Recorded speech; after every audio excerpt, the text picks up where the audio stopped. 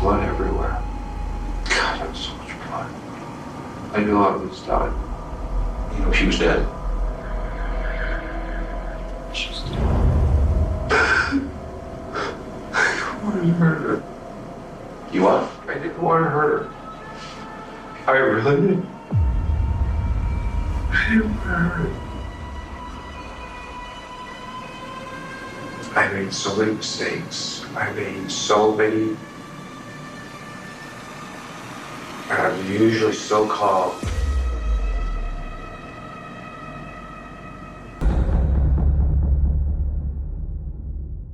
Around 2:30 Monday morning, first responders are called to a car fire near the 22-mile marker of I-96.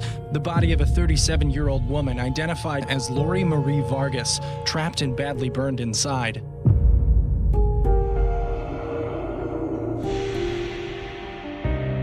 At first, it seemed like a deadly, fiery crash, but evidence at the scene, along with the man officers found walking near the crash, quickly leading detectives to believe this case was something else. Police online records show 45-year-old Donald Spice is being held.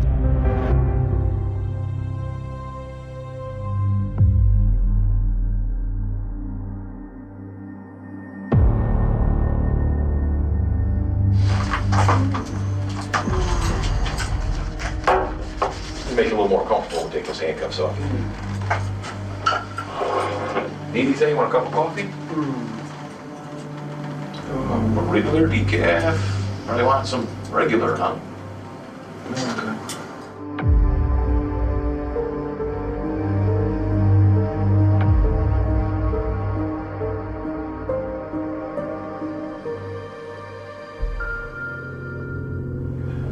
So what's your relationship with Lori? Up until Sunday, I was her fiance, and Sunday it seemed like all hell broke loose. So tell me about that. So I went home. I got a text from Lori. She thought I was leaving her. She felt I was not happy, even though I did not know I'd given any indication I wasn't. It was basically, I'm leaving you before you can leave me because I seen in your eyes you were disappointed. So from a psychological defenses perspective, we would say that is projection, because he's attributing to her attitudes that he in fact holds himself. I don't think he really was totally happy in the relationship at all. He's very calm.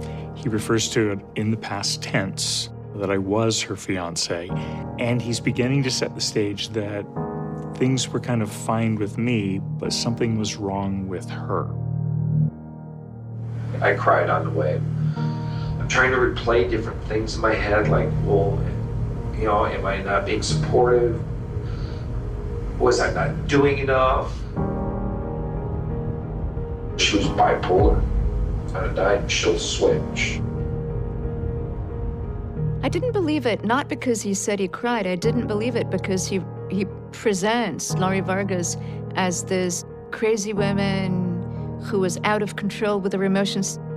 He says she's irrational, which many abusive men do. The technique of blaming somebody else for what's going on is very common in people who have psychopathy. This behavior is definitely related to power and control, and it's related to obtaining their objective. Okay. Can I bother you a second? Yes. Just a second.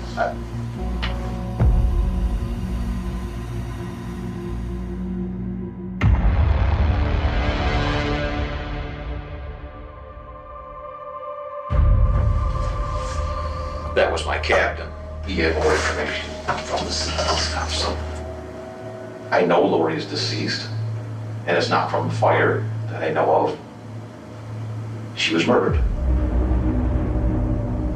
And I'm speaking to the person I believe murdered her. How did it go so wrong?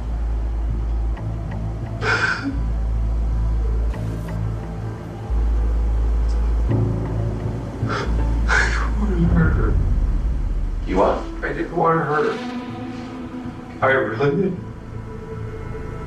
I didn't want to hurt her. He just says they didn't want to hurt her. I believe that part, but I think he wanted to kill her. His own thinking was, I want to get rid of her, but maybe I didn't want to make her suffer. When you go into the house, what goes on in your head? I walk in, I go around, I see that she took stuff. She destroyed the pictures we had together. It doesn't sound like much, but it was our moments. First thing she says was, "You lied to me."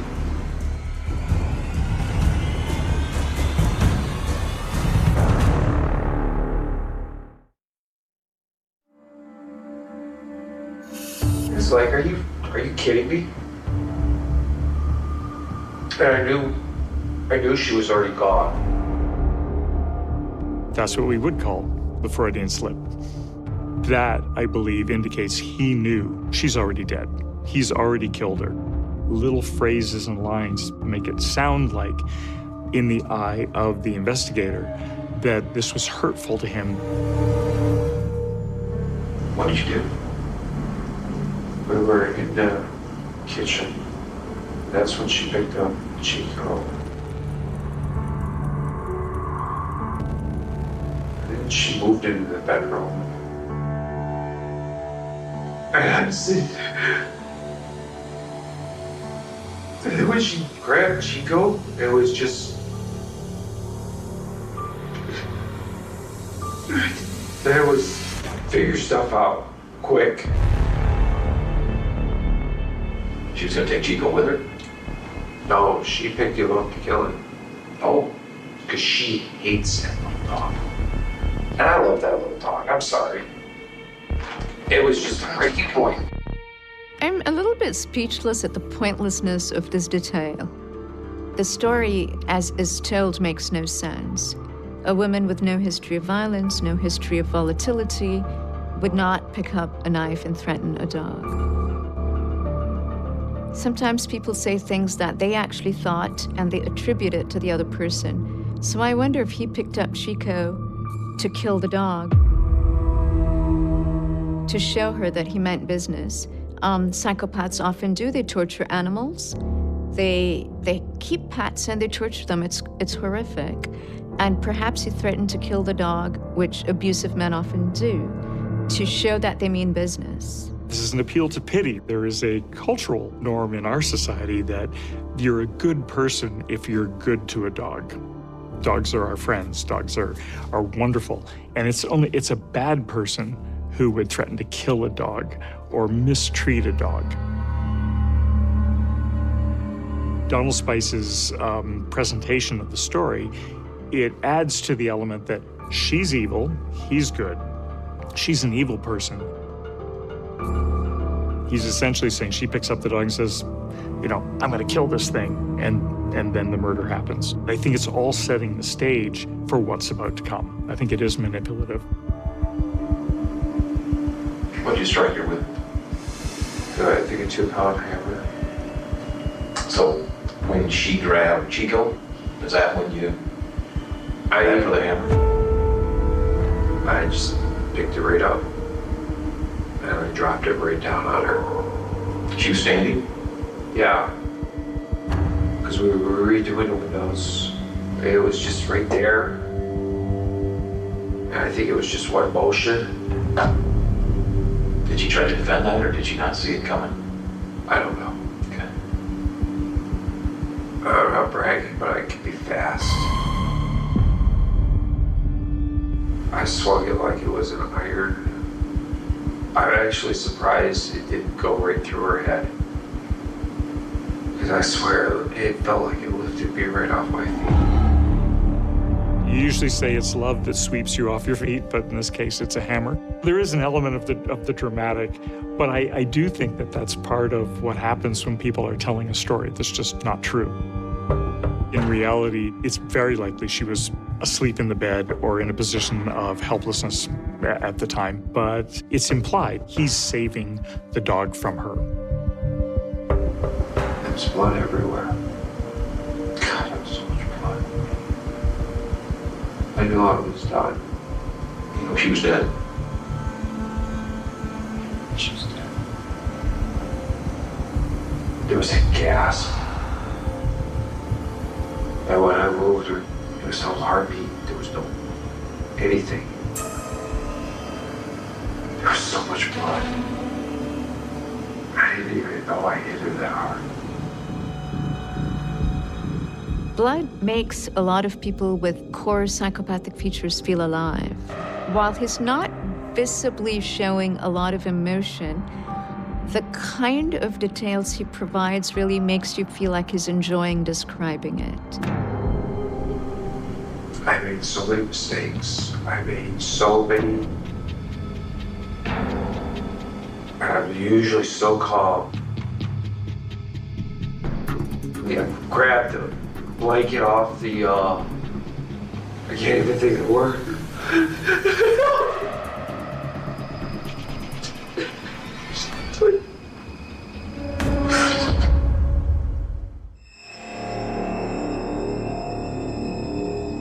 I don't know how long I sat there with Lori in my arms.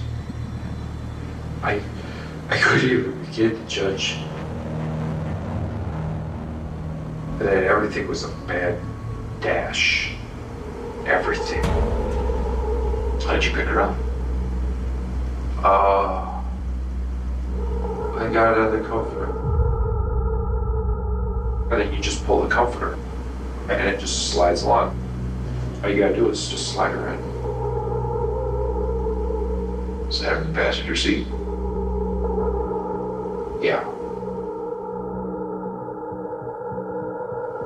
I wiped her face off. I put the hoodie up. I got out of the driveway as quick as possible. I went driving. I had to tell her how sorry I was.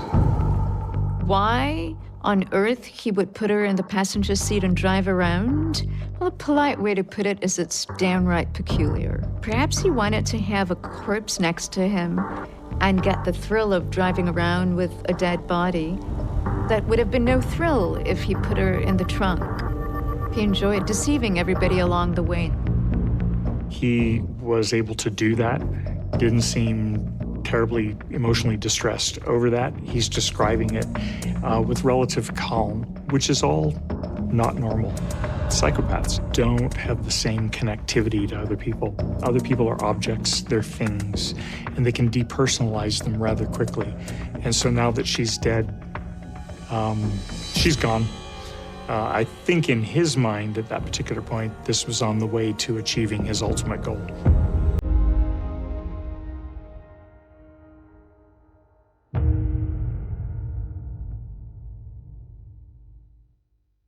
We got a joint bank account because Lori couldn't have a bank account. I found out that she owes close to $70,000. You'd married in 7 months. Is that $70,000 a concern to you? Yeah, that's like, yeah, I mean, That's it's a big deal. Big Oh, yeah. deal.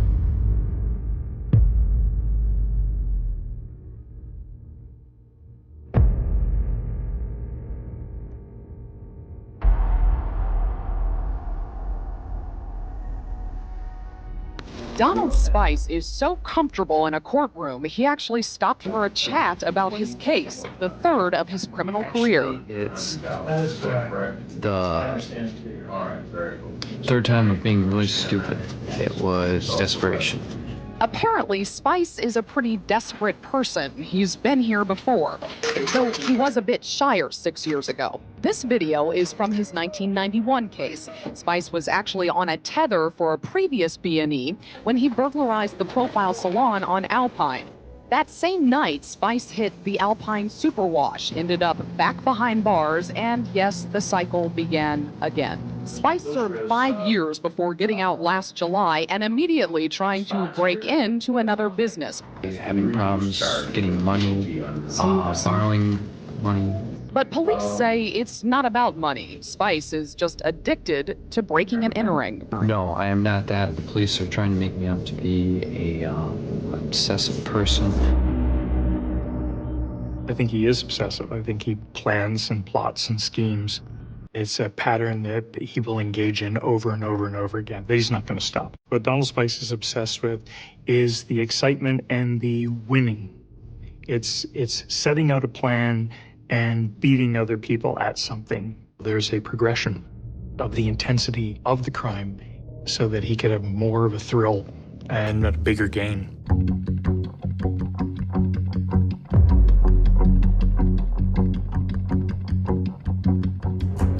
I've only been out of prison since 2012. I worked my ass off, and now, and I can't say it's for nothing, because at least I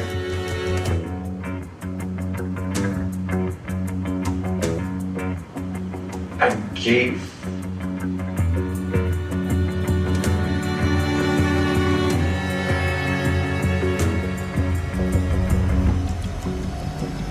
Gave a little bit of himself to the girls. And then I'm the person that killed her.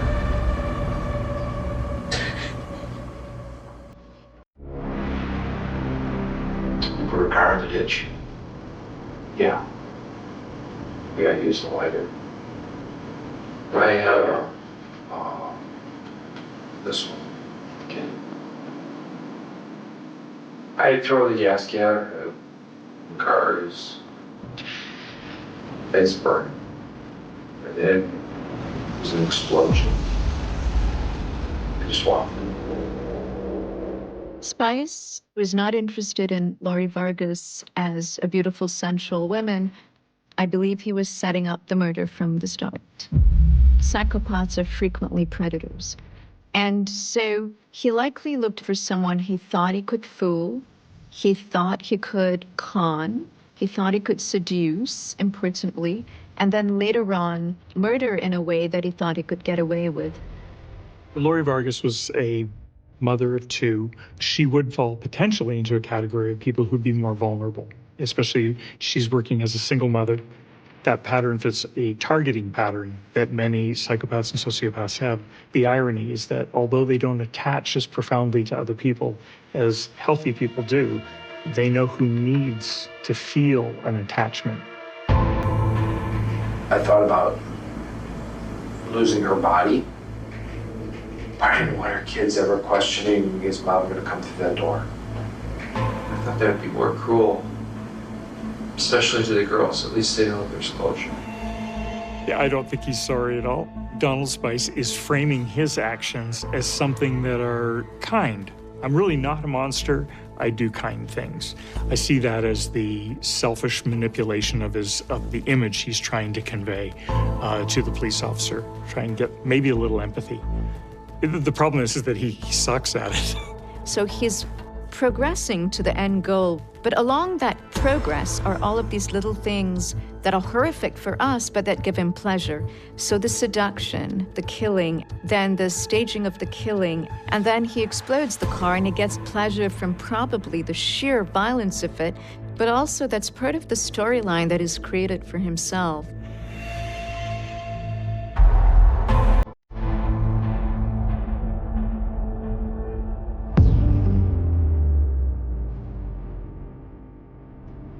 Today, prosecutors lay out evidence suggesting the murder was pre-planned. They say months before the murder, someone used Spice's credit card and his computer to purchase a life insurance policy on Lori Vargas. They say Spice was listed as the sole beneficiary.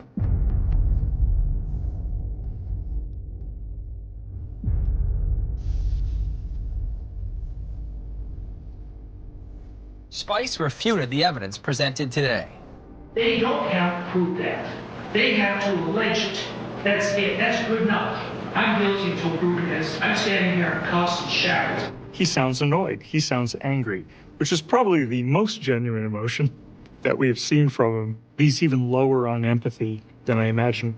What we see now is the ruthless planning.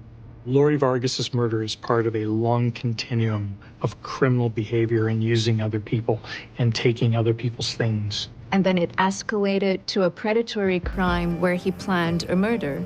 And he wanted a big payout where he could idly and parasitically live off, this insurance. The thrill of planning, the murder and the thrill of disposing of the body and the thrill of fooling the police, all of that is part of the fantasy. Mr. Spies has all the characteristics of a classic psychopath.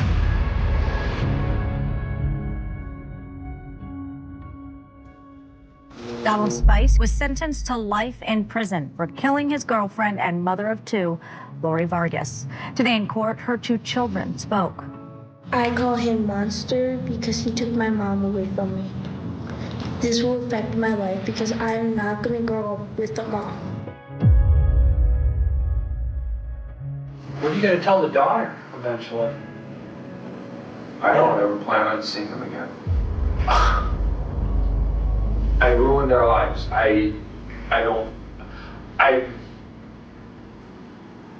For a while there, I was the dad they never had. The family loved me. I know that she loved me.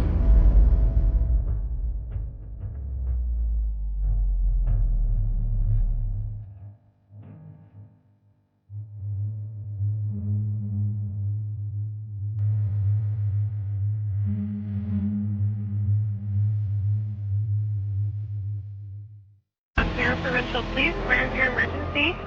He came in the house with a gun. My sister's screaming and she's lying on the ground. Everything was as if it was a play. Carl opened the door. Anastasia walked right out the door. And I walked in the house. I opened the door and Natalie's right there. It was like as if it was supposed to be. I am innocent. I've done nothing wrong.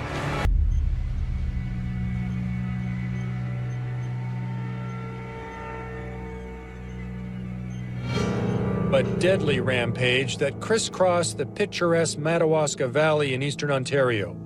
Early in the morning, a gunman drove to 3 different communities, killing 3 women.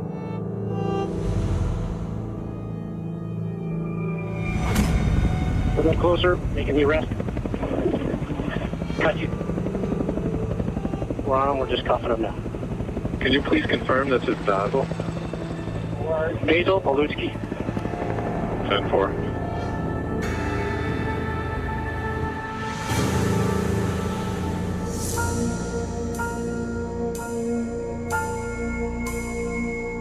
Really, all I want to know is, well, what's your understanding of why we're here right now, Basil? You're here trying to get me to say something to incriminate me in any way you possibly can. The 3 individuals that were murdered are Carol Culleton, Anastasia Kuziak, and Natalie Warmerdam. Now, obviously, as of right now, you have been arrested for murder. Okay, so if you'd like to phone a lawyer. For killing, not murder. I didn't murder anybody. What's the difference between killing and murder? That was show, not murder. Commandments. And I believe it's actually thou shalt not kill. If you're wrong, you better start reading the Bible. Yeah? Yeah. Find an old version before they changed it. My only rule is all say murder, that's all I do. It's murder, kill somebody that's innocent. So, in terms of Carol and Anastasia and Natalie, would you say you killed them or murdered them? I killed them because they were not innocent. They were guilty. I was innocent. I done nothing wrong in God's eyes. This is a guy who likes to think that he is a good Christian and that he is a good person and these people who wrong him are bad people. It's a very, I think, unconvincing, I'm a good guy, I'm the victim presentation. One thing that approaches psychopathy with it is it's really lacking an awareness that no one's really gonna buy his sob story.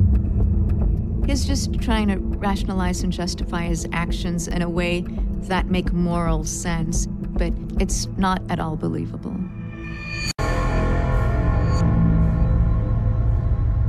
So he's also showing this kind of very, I think, superficial anguish, this emotion. He reminds me of any number of men who've been kicked out of their girlfriend or wife's houses, usually girlfriends, where they have a little parasitic relationship with a girlfriend. The girlfriend finally kicks him out, and they show up in a psychiatric emergency room saying they're suicidal, trying to basically get out of trouble. And they present in this real, like, I'm such a victim, things are so hard for me. And it's usually pretty transparent. And I think that's one of the interesting things for him is he's kind of out of touch with his audience. He's not a very good psychopath, and that he's not able to manipulate people well. It's hard to watch him and not feel anger towards him, or if you've been doing this for a while, almost like amusement at how poorly he's executing it. When you woke up, what can you remember about that? I left around 8 o'clock. I was beside myself, like I was looking at this from over there. I could see myself. But what did you see yourself doing? Walking from the house to the car. I believe that God was telling me where to turn, because I was driving on roads that I didn't even know where they were going. And I was wondering, what the hell am I doing here? And then in a bunch of little towns. It felt as if God was telling me. So it's kind of distancing language. He's not really coming close to taking responsibility and certainly not feeling remorse. He believes he has a special relationship with God. It's his ego talking, that he is special, he's a chosen one, that he is above the rest of us in his ability to decide who dies and who lives.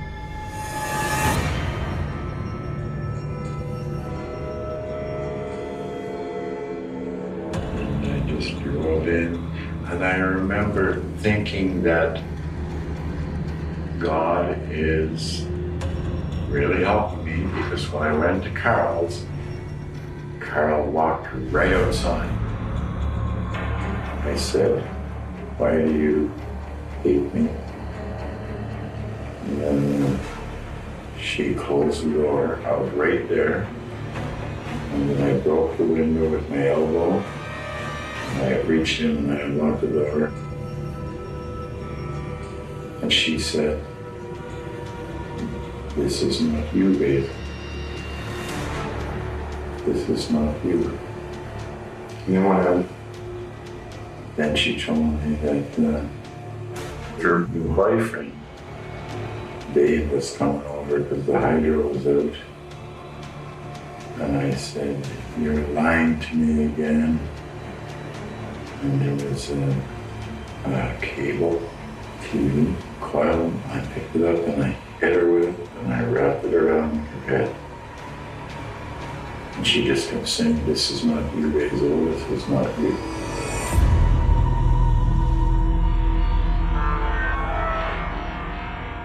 But that doesn't mean I wasn't doing that. I see myself doing that. Doesn't make sense. I was over there. I'm here. I'm like a camera, and I'm as if I was watching with a camera myself. He talks about watching himself on camera. I think that's also part of his own narcissism. You know, look at what I did. Particularly the more psychopathic somebody is and the more narcissistic somebody is, watching themselves is really an ultimate honor. I finally went crazy, isn't it? And I wasn't putting up with no more. I thought, I'm going to shoot the leave me alone.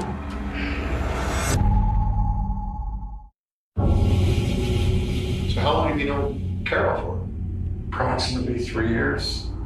Before. And are you in a relationship with her? Yes.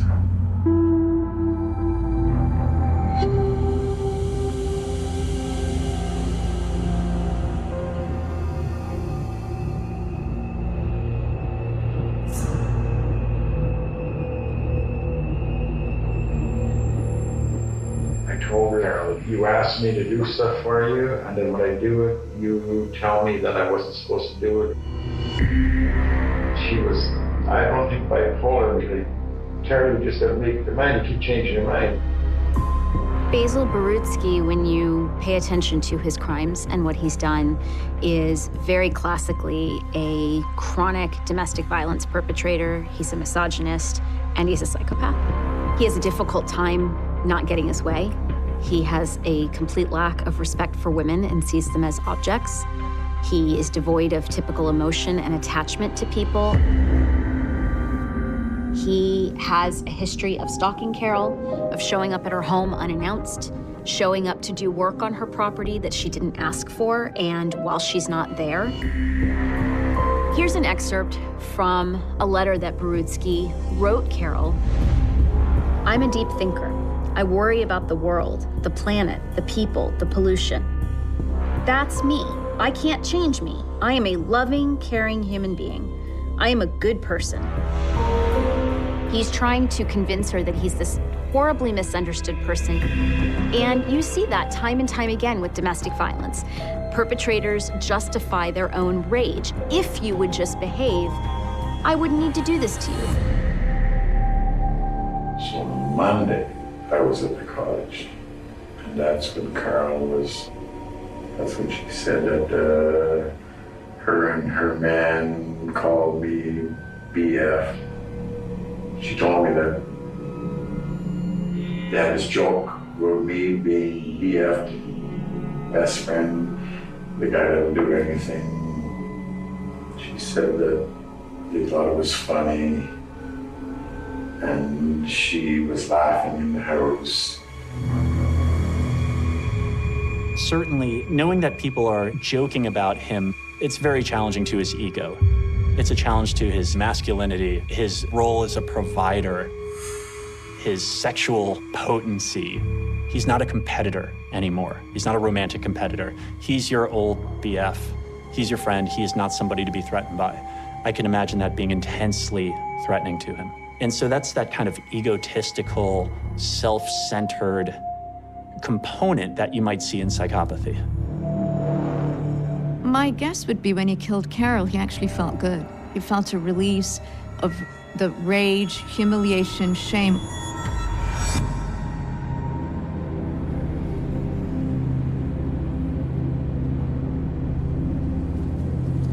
I remember driving the car. I'm outside the door, and I remember God's helping me do what's right. God's making this easy. Because when I got to Anastasia, she walked out the door. Wasn't even at the door, she just walked out.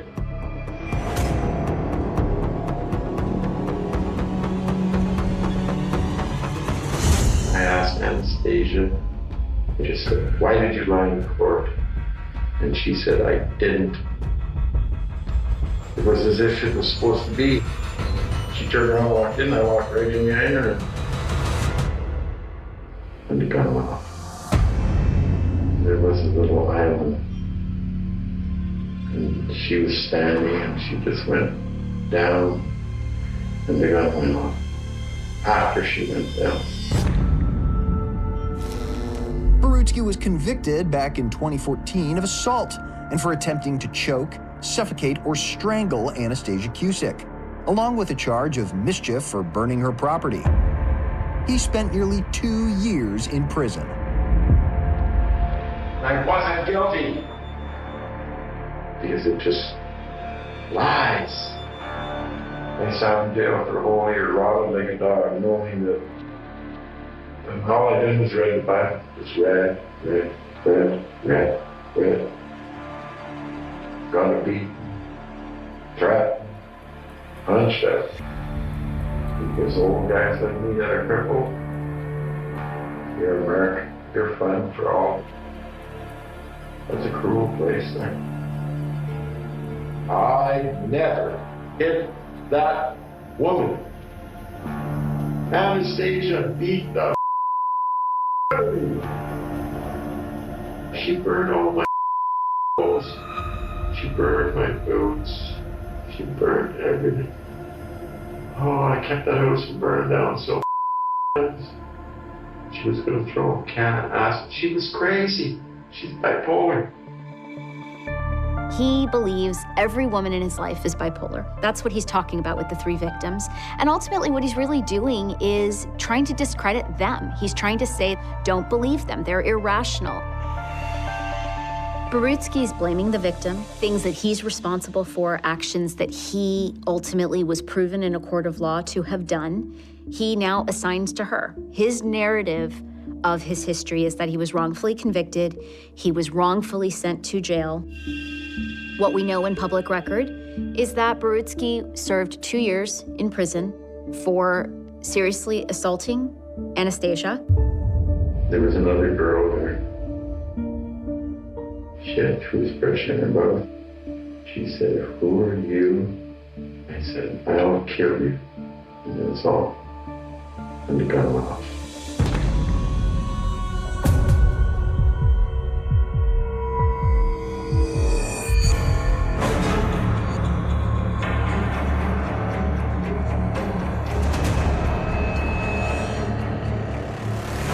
I said, "God, what do I do now?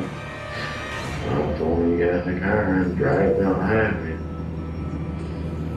And then to the farm. Whose farm is this? It wasn't any that place. It's not because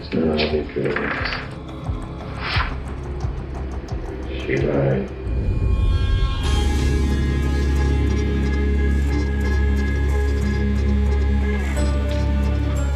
What happened when you went to Natalie's farm on Tuesday? What happened? I just drove in, walked in the door. She was sitting there. She went around the corner. I followed her. Go, walk out. That's it.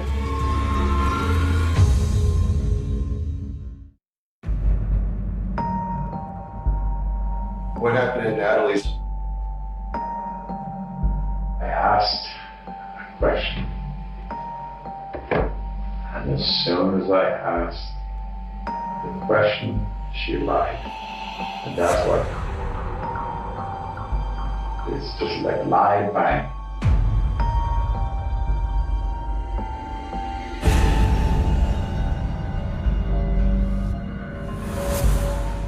Next thing you know, the police are there and I'm charged with threatening to hang him, when all I said is, if you don't smarten up, I'll string you up. Meaning, listen, kid, do I deserve to go to jail for that? No. No. No. So she used the system. The whole thing is so stupid. One thing that abusers often do that terrifies women is they threaten their children. They try to figure out the best way to manipulate, control, and get obedience and submission from the woman. So it's about control. And if he's not getting enough control, then you hit where it hurts the most. And for mothers, it's the child, so he threatens the safety of her son. Ultimately, his narrative of this, once again, is that he's misunderstood. And that Natalie is actually to blame. She's the manipulative person. Natalie made the decision that any protective parent would, which was to pursue charges, to use the legal system to help protect her.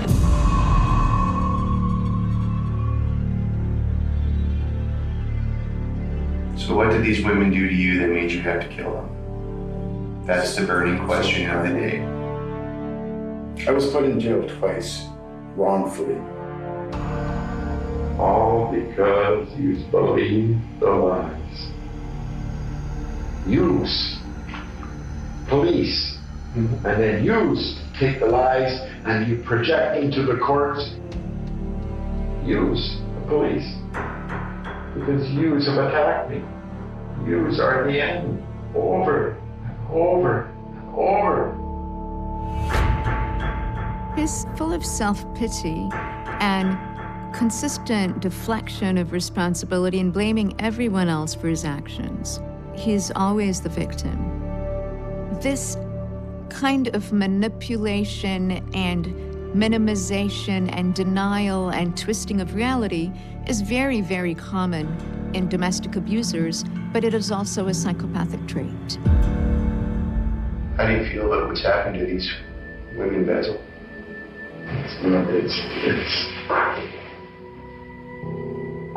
How do you feel right now? Not at the time is what I'm getting at. Right now, me and you in this room. Empty. Empty. Borutsky is a psychopath, and that's what you expect to see in somebody who's a psychopath. He doesn't spend a lot of time taking responsibility for his own behavior.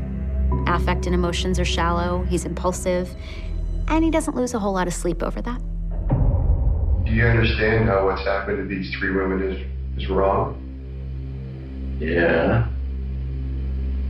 Yet when I asked Anastasia, why did you lie? Why couldn't she just have said, I'm sorry? I'm sure now I would have stopped.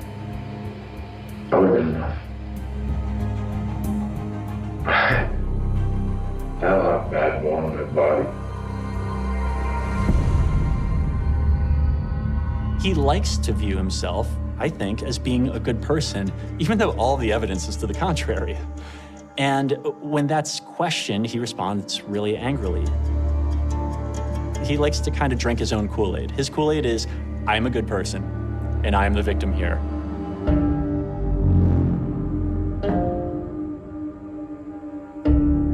A guilty verdict was handed down in the brutal murders of Carol Culleton, Anastasia Kuzyk, and Natalie Warmadum that had so many warning signs.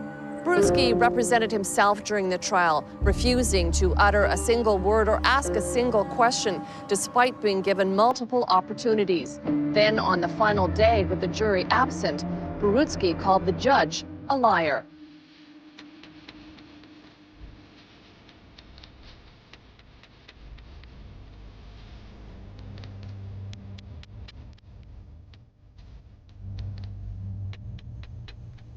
They plan on drinking and blowing my head off. So they're murdering is killing something innocent. That's why I couldn't kill myself, because I am innocent. I done nothing wrong. On the morning of February 28th, 1997, North Hollywood looked exactly as it had on countless other Fridays. The sun had already climbed above the streets of Los Angeles, casting long shadows across storefronts and parking lots as commuters hurried to work. Employees unlocked the doors of businesses. Customers stopped for coffee before beginning their day. And patrol officers from the Los Angeles Police Department settled into what they expected would be another routine shift. Nothing about that morning suggested that, within minutes, an ordinary neighborhood would become one of the most infamous crime scenes in American law enforcement history. At approximately 9:16 a.m., two heavily armed men entered a Bank of America branch in North Hollywood. Bank robberies were not unheard of in Los Angeles, and police officers responded to such calls regularly. But this robbery would be unlike anything they, or the nation, had ever witnessed.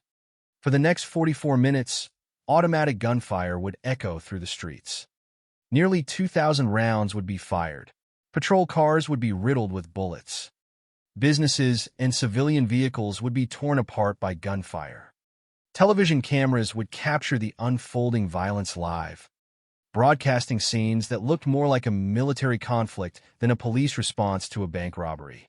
By the time the shooting stopped, 2 gunmen would be dead, 12 police officers would be wounded, 8 civilians would have suffered injuries, and an entire country would begin asking how 2 men had managed to challenge one of America's largest police departments in broad daylight. Yet perhaps the most remarkable fact was not how many bullets were fired or how long the confrontation lasted. It was that despite the extraordinary level of violence, not a single police officer or innocent civilian lost their life. That outcome would later be regarded as nothing short of miraculous. The North Hollywood shootout was never a mystery in the traditional true crime sense.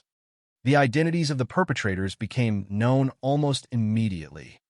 There was no hidden killer to identify, No decades-long investigation searching for an unknown suspect, and no courtroom drama surrounding questions of guilt or innocence. Instead, the mystery lay elsewhere. How had two bank robbers prepared themselves so thoroughly that they were able to outgun dozens of responding officers?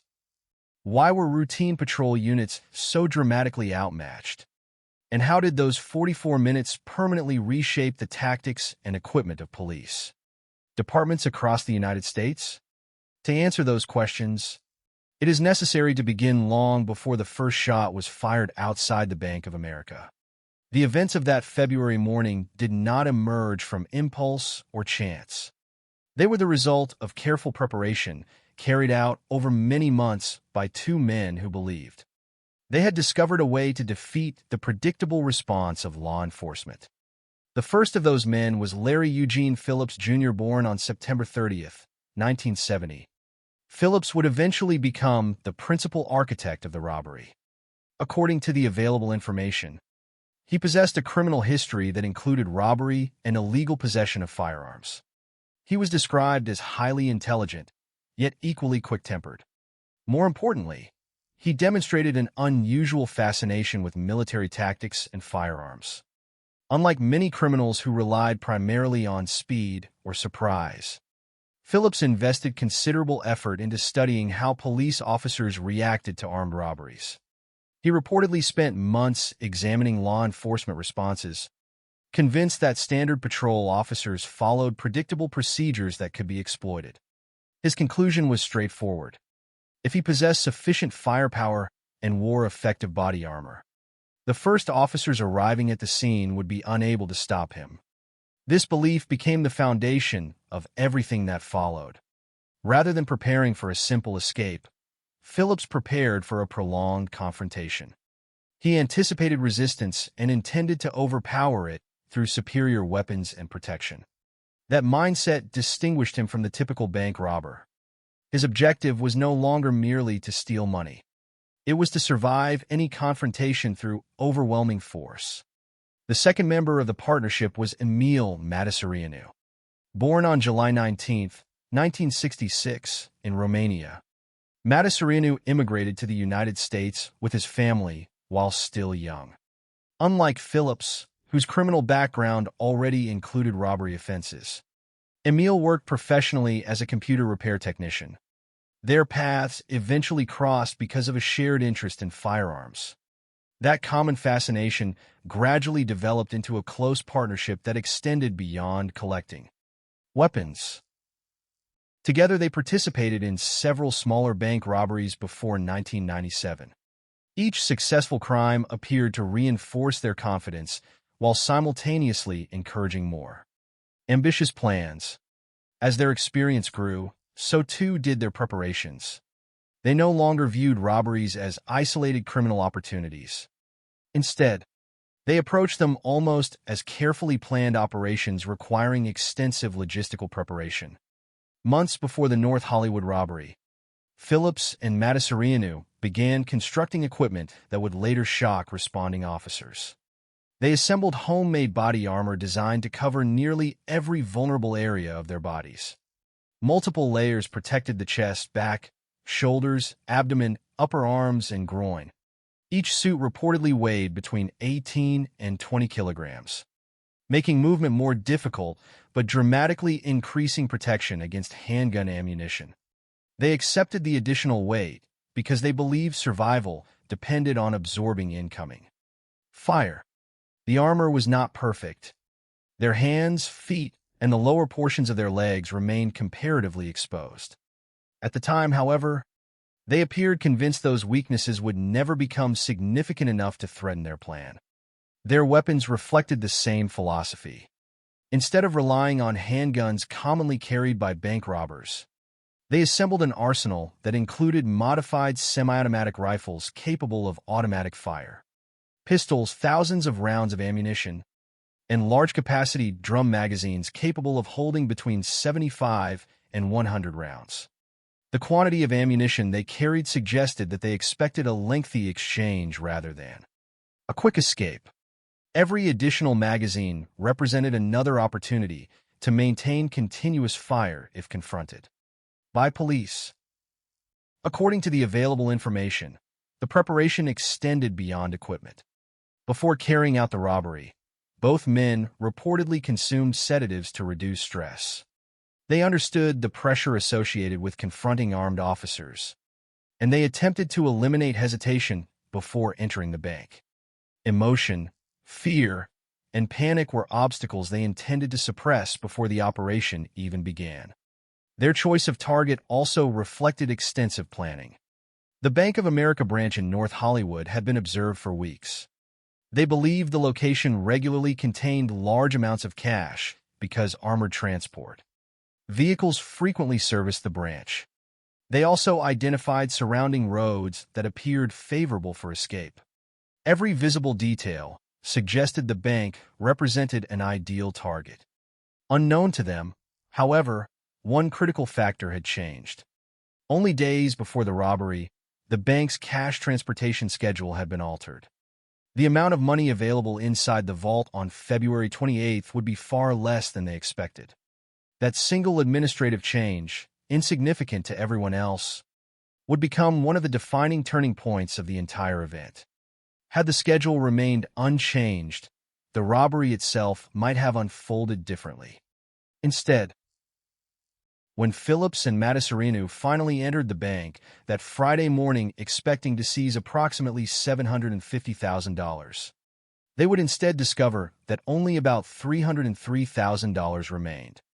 Their carefully designed operation had already begun to unravel before the first police officer arrived. Neither of them knew it yet, but within minutes, the robbery they had spent months preparing would evolve into a confrontation unlike any America had witnessed before. The streets outside the bank remained calm, unaware that history was only moments away from erupting in gunfire. Long before the first customer entered the Bank of America branch on the morning of February 28, 1997, the outcome of the robbery had already been shaped by months of deliberate preparation. Unlike many criminals who depended on speed, intimidation, or luck, Larry Eugene Phillips Jr. and Emil Matasarinu believed success could be engineered through planning. Every decision they made reflected a single assumption. If they anticipated the police response better than the police anticipated them, they could survive almost any confrontation. Their objective was not merely to enter a bank, seize cash, and flee before officers arrived. Instead, they prepared for the possibility that law enforcement would reach the scene while they were still inside. Rather than avoiding that confrontation, they intended to overpower it. This belief would ultimately transform an attempted bank robbery into one of the most consequential gun battles in modern American history. The partnership between Phillips and Matasarinu had already been strengthened through earlier bank robberies. Those previous crimes provided experience, but more importantly, they reinforced their confidence. Each successful robbery appeared to convince them that careful preparation could overcome conventional police tactics. They observed that patrol officers responding to armed robberies generally carried standard sidearms and shotguns. From their perspective, this represented a weakness that could be exploited. Phillips, who had spent considerable time studying law enforcement responses to robberies, became increasingly convinced that ordinary patrol officers lacked the equipment necessary to confront heavily armored suspects armed with high-powered rifles. If that assumption proved correct, then the first officers arriving at the scene would be forced into defensive positions rather than immediately stopping the robbers. That brief window of advantage, they believed, would be enough to secure their escape. Building that advantage required far more than obtaining firearms. One of the most significant elements of their preparation involved the construction of homemade body armor. According to the available information, the armor was assembled from multiple protective layers designed to shield nearly every major area of the torso. The chest, abdomen, back, shoulders, upper arms, and groin were all protected. Each completed suit weighed approximately 18 to 20 kilograms. Such weight would naturally reduce mobility and increase physical fatigue. Yet Phillips and Matasareanu accepted those disadvantages because they expected to absorb incoming gunfire. Their priority was not comfort or speed. It was survival. The armor reflected careful thought about the threats they expected to encounter. Standard handgun ammunition, particularly the 9mm rounds commonly carried by police officers, would struggle to penetrate multiple protective layers.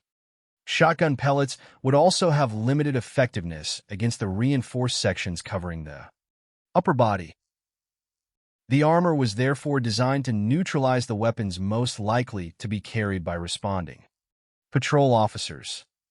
However, no protective system is without compromise. Their homemade armor left certain areas exposed, including the hands, feet, and the lower portions of the legs beneath the knees. At the time, those vulnerabilities appeared relatively unimportant compared to the protection provided across the torso. They believed that if officers aimed naturally toward the center of the body, the armor would absorb most incoming rounds. As events would later demonstrate, those seemingly minor weaknesses would eventually become critically important. Their choice of weapons demonstrated an equally systematic approach. Rather than carrying only handguns, the two men assembled an arsenal consisting of modified semi-automatic rifles capable of automatic fire, pistols, and thousands of rounds of ammunition. Large-capacity drum magazines capable of holding between 75 and 100 rounds significantly reduced the number of reloads required during sustained firing. Extra magazines accompanied them to ensure that continuous gunfire could be maintained for an extended period. Every additional magazine reflected the expectation that they might have to fight rather than simply flee. This was not the equipment of individuals expecting a brief confrontation. It was equipment intended to sustain prolonged resistance. The quantity of ammunition itself tells an important story. Carrying thousands of rounds required careful planning, physical preparation, and logistical organization. Ammunition adds considerable weight, yet Phillips and Matasareanu willingly accepted that burden. Their confidence rested upon maintaining superior firepower for as long as necessary. If officers hesitated because they lacked comparable weapons, the robbers believed they could dictate the pace of the encounter. Alongside their physical preparation came psychological preparation. According to the information available, both men consumed sedatives before carrying out the robbery. The purpose was not recreational. Instead, the drugs were reportedly intended to reduce stress and anxiety before entering what they anticipated could become a dangerous confrontation. They understood that fear could interfere with judgment, slow reactions, and undermine confidence. By attempting to suppress nervousness in advance, they hoped to remain calm under pressure. Whether this decision achieved its intended effect cannot be measured with certainty, but it illustrates the extent to which every aspect of the robbery had been considered beforehand. Even emotional control became another element of planning. The final stage involved selecting the target itself. The Bank of America branch in North Hollywood did not become their objective by chance. They observed the location over a period of weeks. They believed the branch regularly contained substantial quantities of cash, partly because armored transport vehicles frequently serviced the bank. In addition to evaluating the potential financial reward, they considered practical factors surrounding the location.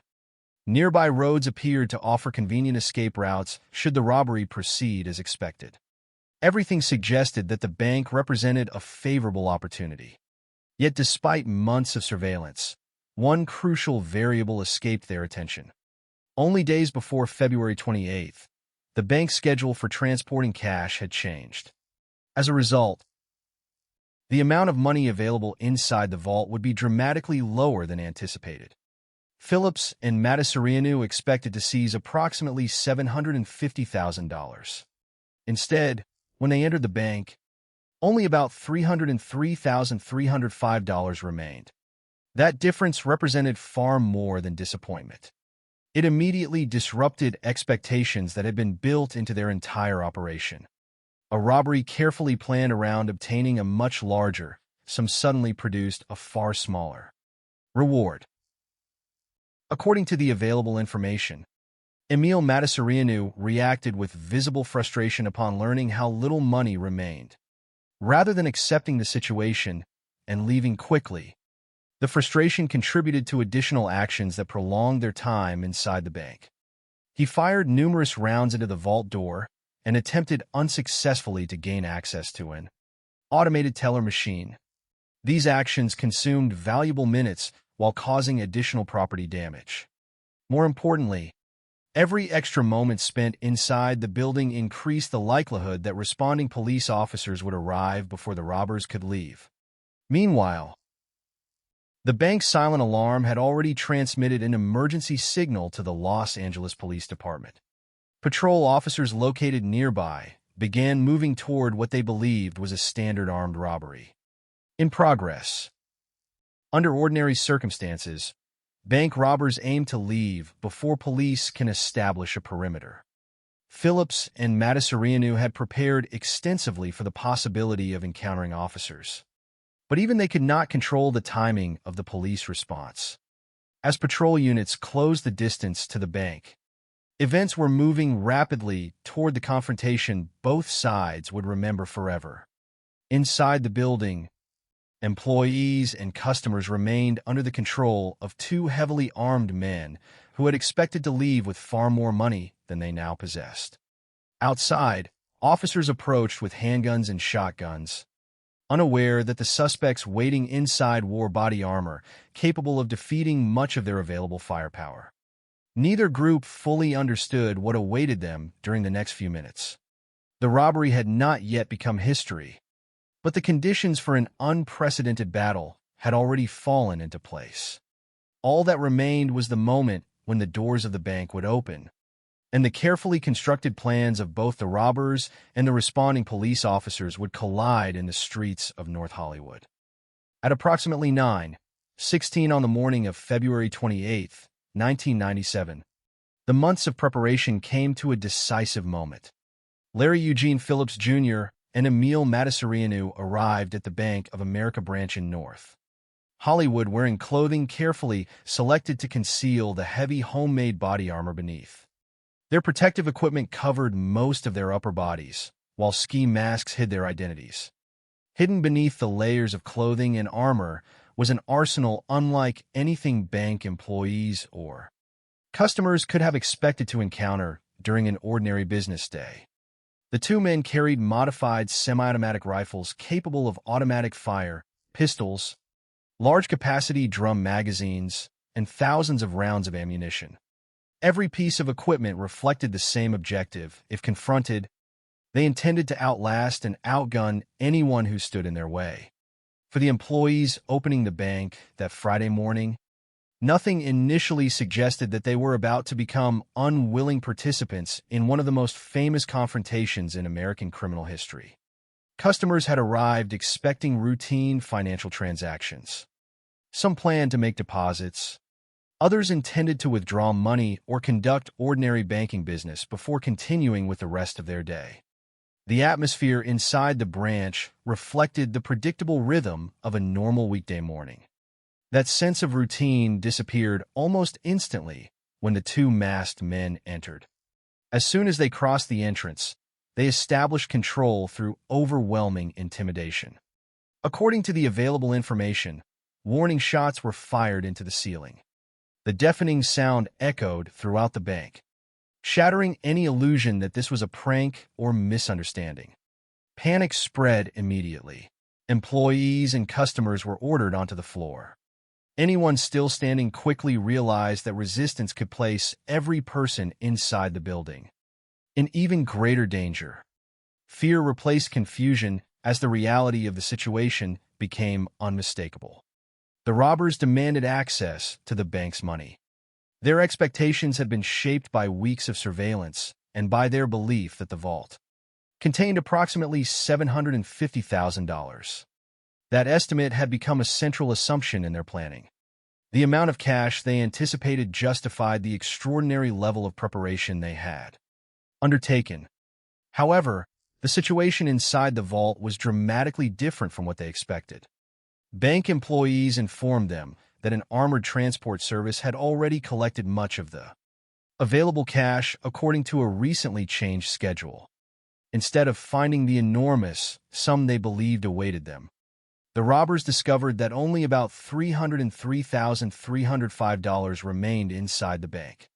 The discrepancy was substantial. More than half of the anticipated money was no longer there. According to the information provided, this discovery provoked immediate frustration, particularly from Emil Matasereno. Rather than accepting the reduced amount and leaving as quickly as possible, he reacted with anger. Numerous rounds were fired into the vault door in an apparent attempt to force access to additional money. The heavy steel construction resisted the attack. Despite repeated gunfire, the vault remained secure. The effort accomplished nothing except consuming valuable time. Matasereno also attempted unsuccessfully to gain access to an automated teller machine, hoping perhaps to recover additional cash. That attempt also failed. Every passing minute increased the risk that police officers responding to the silent alarm would arrive before the robbers could escape. Phillips likewise expressed frustration inside the bank. According to the available information, he damaged equipment and verbally confronted employees while searching for additional money.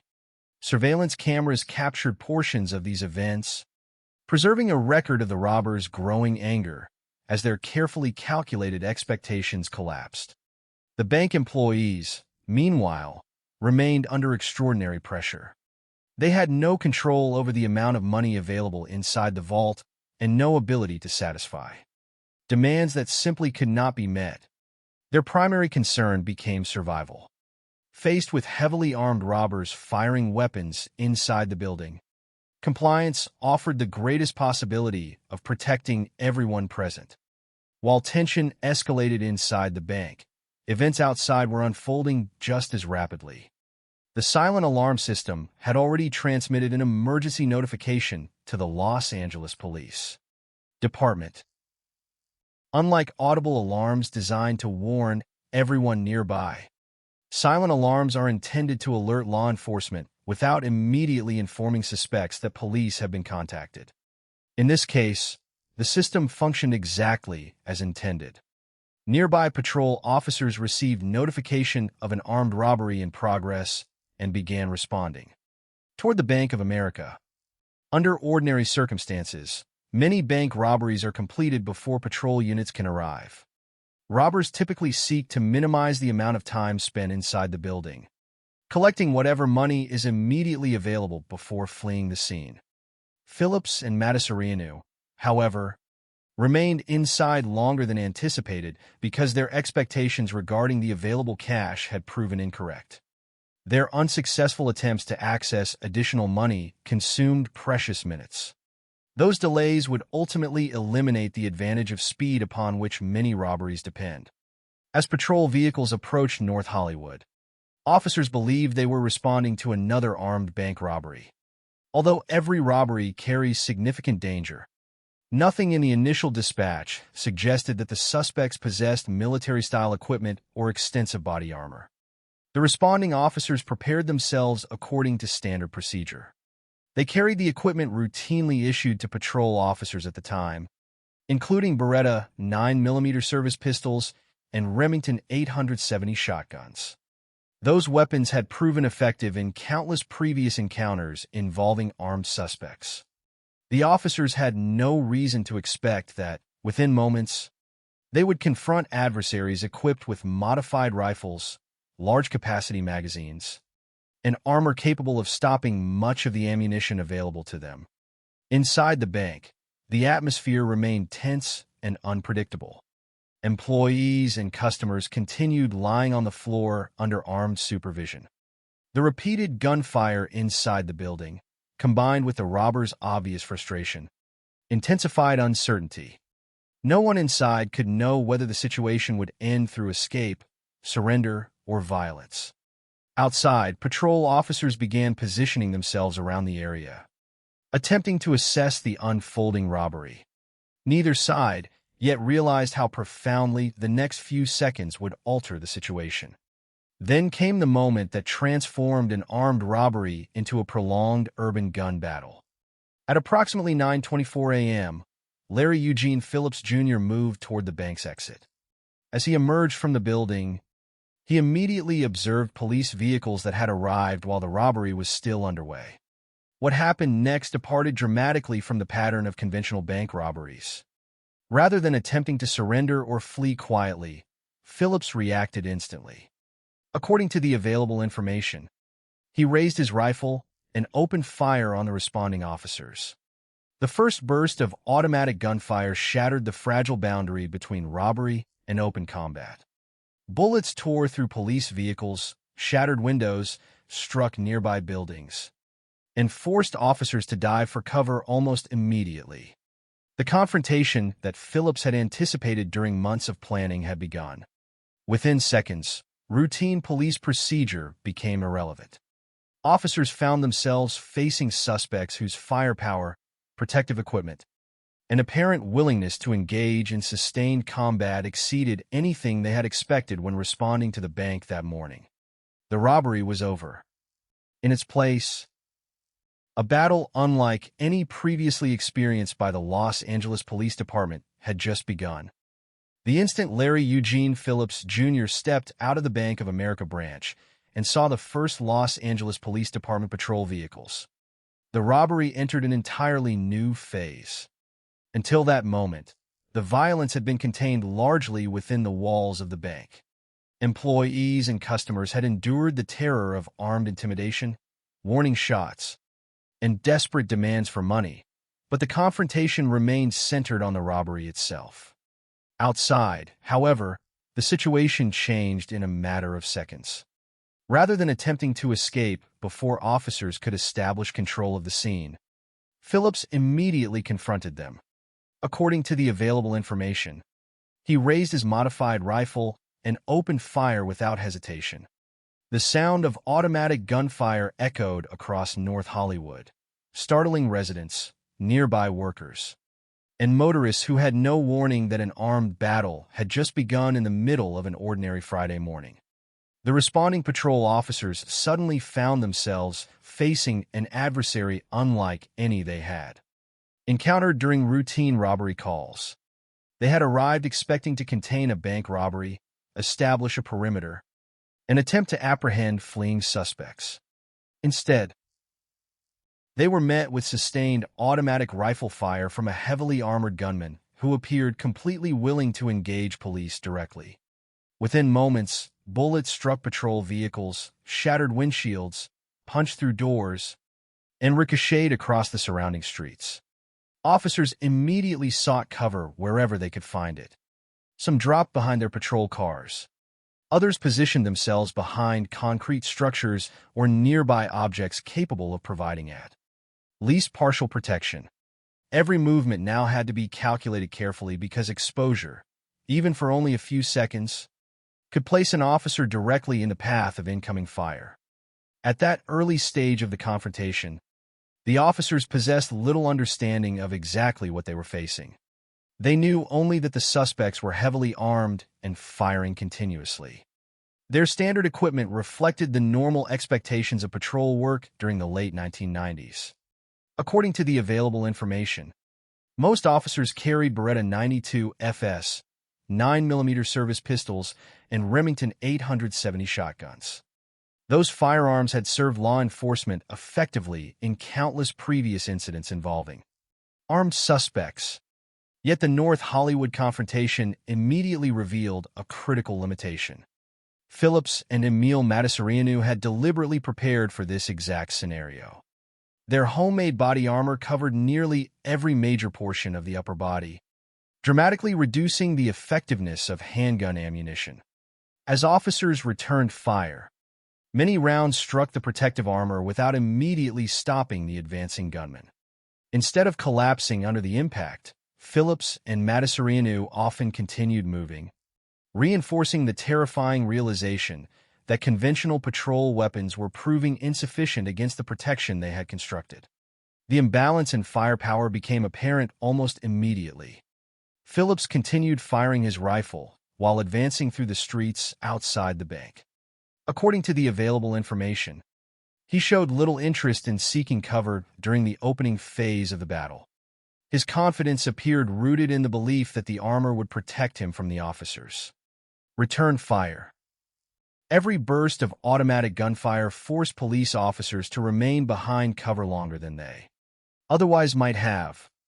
Patrol vehicles, designed primarily for transportation rather than ballistic protection, quickly suffered extensive damage. Bullets penetrated doors, shattered glass, and struck the bodies of the vehicles repeatedly. Some police cars were left covered with dozens of bullet impacts, stark evidence of the intensity of the exchange. The confrontation expanded beyond the immediate area surrounding the bank. Bullets struck nearby businesses, storefront windows exploded into fragments, and walls surrounding commercial buildings were scarred by repeated impacts. Civilian vehicles parked along the streets also suffered heavy damage. Individuals who had been driving through North Hollywood only moments earlier suddenly found themselves trapped in the middle of an active gun battle. According to the available information, many civilians instinctively sought protection beneath their vehicles or behind whatever cover they could find. Others remained inside nearby buildings, hoping the walls around them would provide enough protection until the shooting ended. Every passing second increased the danger not only for police officers, but also for innocent people caught unexpectedly in the surrounding area. Inside the bank, the robbery itself had effectively ended as the confrontation shifted outdoors. The employees and customers who had spent the previous minutes lying on the floor under the control of armed robbers were now listening to an entirely different kind of violence unfolding outside. The sound of sustained automatic fire replaced the isolated warning shots heard earlier. The battle had moved into the streets, but uncertainty remained. Those inside could not know how many officers had arrived, whether additional suspects were involved, or how long the exchange would continue. Their immediate concern remained survival while waiting for the situation to stabilize. As the gunfire continued, another important factor emerged. According to the available information, Phillips and Matasareanu demonstrated remarkable speed when changing magazines. Their use of large-capacity drum magazines reduced the frequency of reloads, while additional magazines allowed them to sustain fire for extended periods. Every efficient reload enabled them to continue applying pressure against responding officers. The officers, meanwhile, had to manage their ammunition carefully while simultaneously maintaining cover and watching for opportunities to protect civilians. The pace of the confrontation left little time for elaborate tactical planning. Decisions had to be made almost instantly. Communication among responding units became increasingly important as additional officers arrived and attempted to understand the rapidly evolving situation. The unusual nature of the incident quickly attracted widespread attention beyond the immediate neighborhood. Television news crews operating in Los Angeles moved toward the developing story. According to the available information, cameras eventually captured dramatic scenes as the battle unfolded in real time. Images of damaged patrol cars, officers taking cover behind vehicles, shattered storefronts, and sustained gunfire reached audiences across the country through live television broadcasts. Millions of viewers watched events unfold with little understanding of how or when the confrontation might end. For many Americans, the scenes appeared almost unimaginable. Urban streets that ordinarily carried commuters and shoppers now resembled a battlefield. The contrast between the ordinary setting and the extraordinary violence contributed significantly to the national impact of the event. Throughout the opening phase of the confrontation, responding officers focused not only on engaging the suspects but also on protecting civilians. According to the available information, officers used available cover while simultaneously helping people move away from areas exposed to gunfire whenever circumstances allowed. Every rescue effort required balancing personal safety against the urgent need to remove innocent individuals from danger. This responsibility complicated an already difficult tactical situation. Officers could not devote their full attention solely to confronting the gunman because civilians remained scattered throughout the surrounding neighborhood. As additional patrol units arrived, the scale of the confrontation became increasingly clear. What had initially appeared to be a single robbery involving armed suspects had evolved into an extended firefight involving numerous officers across multiple positions. Yet despite the growing police presence, the central problem remained unchanged. The suspects' combination of automatic rifles, extensive ammunition, and homemade body armor continued to provide a substantial advantage over officers armed primarily with service pistols and shotguns. Every exchange of gunfire reinforced the realization that the situation demanded resources beyond those immediately available to ordinary patrol units. The confrontation had already exceeded the boundaries of routine policing. It was becoming one of the most extraordinary armed encounters in the history of American law enforcement. Even as officers continued returning fire, another realization spread among those at the scene. If the battle continued under existing conditions, additional equipment and specialized tactical support would become essential. The arrival of those resources, however, would require time. Until then, patrol officers remained on the front lines, holding their positions against two heavily armed suspects whose months of preparation had been designed precisely for this kind of confrontation. The next stage of the battle would test not only the endurance of the gunmen, but also the adaptability and determination of every officer struggling to contain a situation unlike anything they had ever faced. As the firefight continued beyond its opening moments, it became increasingly apparent that neither side would bring the confrontation to a quick conclusion. What had begun as an attempted bank robbery had transformed into an extended exchange of gunfire that spread across the streets surrounding the Bank of America branch. Patrol officers remained pinned behind damaged vehicles and concrete barriers while Larry Eugene Phillips Jr. and Emil Matassarianu continued moving through the area, firing repeatedly with weapons that gave them a significant advantage over the standard equipment carried by the first responders. Every minute that passed added to the growing realization that this was no longer a conventional police incident. It had become an unprecedented tactical crisis unfolding in full public view. One of the most striking characteristics of the confrontation was the manner in which the two gunmen continued to move despite sustained return fire. According to the available information, Phillips and Matassarianu did not immediately seek permanent cover during the early stages of the battle. Their confidence appeared closely tied to the homemade body armor they had spent months constructing. The protective layers covering their upper bodies allowed them to continue advancing and firing even after being struck by handgun rounds that failed to penetrate the armor. Officers witnessed bullets hitting the suspects without producing the immediate incapacitation that would ordinarily be expected. This unsettling reality forced responding officers to reassess every assumption they had about stopping an armed suspect. The body armor did not make the gunman invulnerable, but it dramatically complicated the response available to patrol officers armed primarily with pistols and shotguns. Phillips maintained a relentless pace. According to witnesses described in the available information, he demonstrated remarkable composure while handling his rifle. Whenever one of his large-capacity magazines was depleted, he reportedly knelt briefly, replaced it with another, and resumed firing within seconds.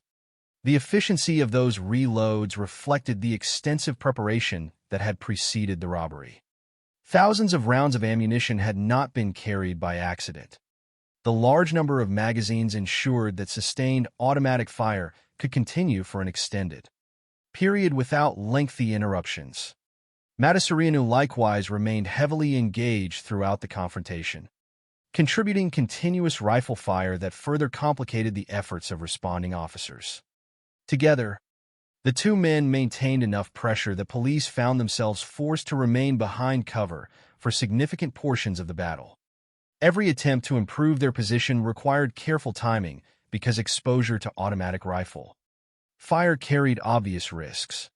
Despite the overwhelming fire directed toward them, officers continued searching for opportunities to protect civilians caught within the surrounding neighborhood. The confrontation had unfolded in a busy commercial district where businesses, parked vehicles, and public streets remained occupied only moments before the shooting began. According to the available information, officers repeatedly focused on moving civilians away from exposed areas whenever circumstances permitted. Some people had already taken shelter behind parked vehicles or inside nearby buildings. Others remained trapped by the ongoing exchange of gunfire. Every successful evacuation reduced the likelihood of additional innocent victims. Yet each rescue also exposed officers to further danger. The responsibility of protecting the public remained inseparable from the tactical challenge of confronting the gunmen themselves. As the firefight stretched on, the limitations of patrol equipment became impossible to ignore. The standard Beretta service pistols carried by most officers lacked both the range and the penetration needed to reliably defeat the suspect's homemade armor. Shotguns offered greater stopping power under certain circumstances, but remained limited by distance and the protective equipment covering the gunmen's torsos. Officers adapted as best they could, using available cover while attempting to engage whenever opportunities appeared. Yet the imbalance remained significant. According to the available information, this disparity ultimately led to one of the most remarkable episodes of the entire incident. Several officers obtained AR-15 rifles from a nearby gun store while waiting for specialized tactical units to arrive. This extraordinary measure reflected the severity of the situation rather than routine police procedure.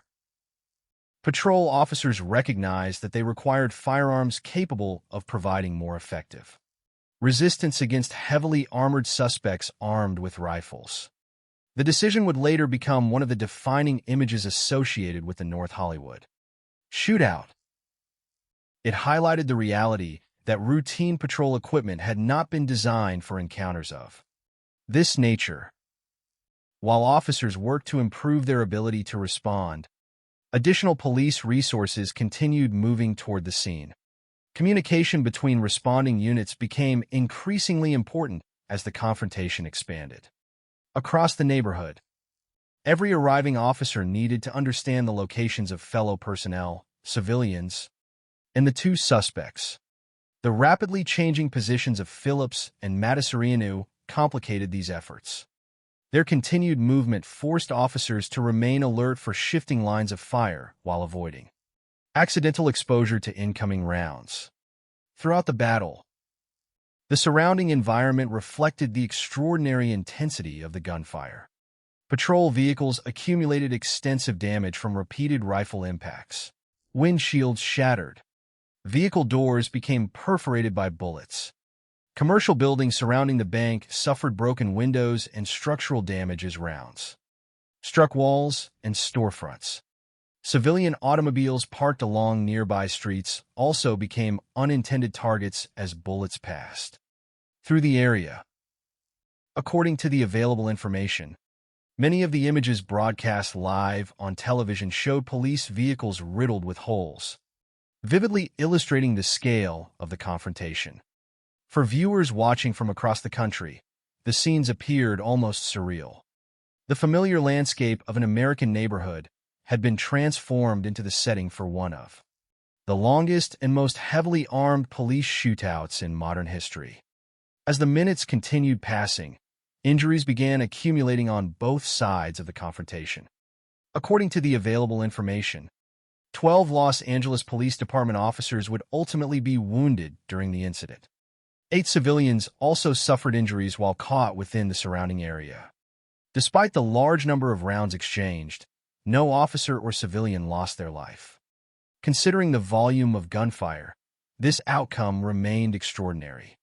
The combination of cover, rapid police action to move civilians away from danger, and perhaps an element of chance contributed to preventing fatalities among innocent people. Nevertheless, every injury served as a reminder of the enormous risks confronting everyone present. During the prolonged exchange, Phillips and Matasareanu also began sustaining injuries, although their homemade armor successfully protected much of their upper bodies.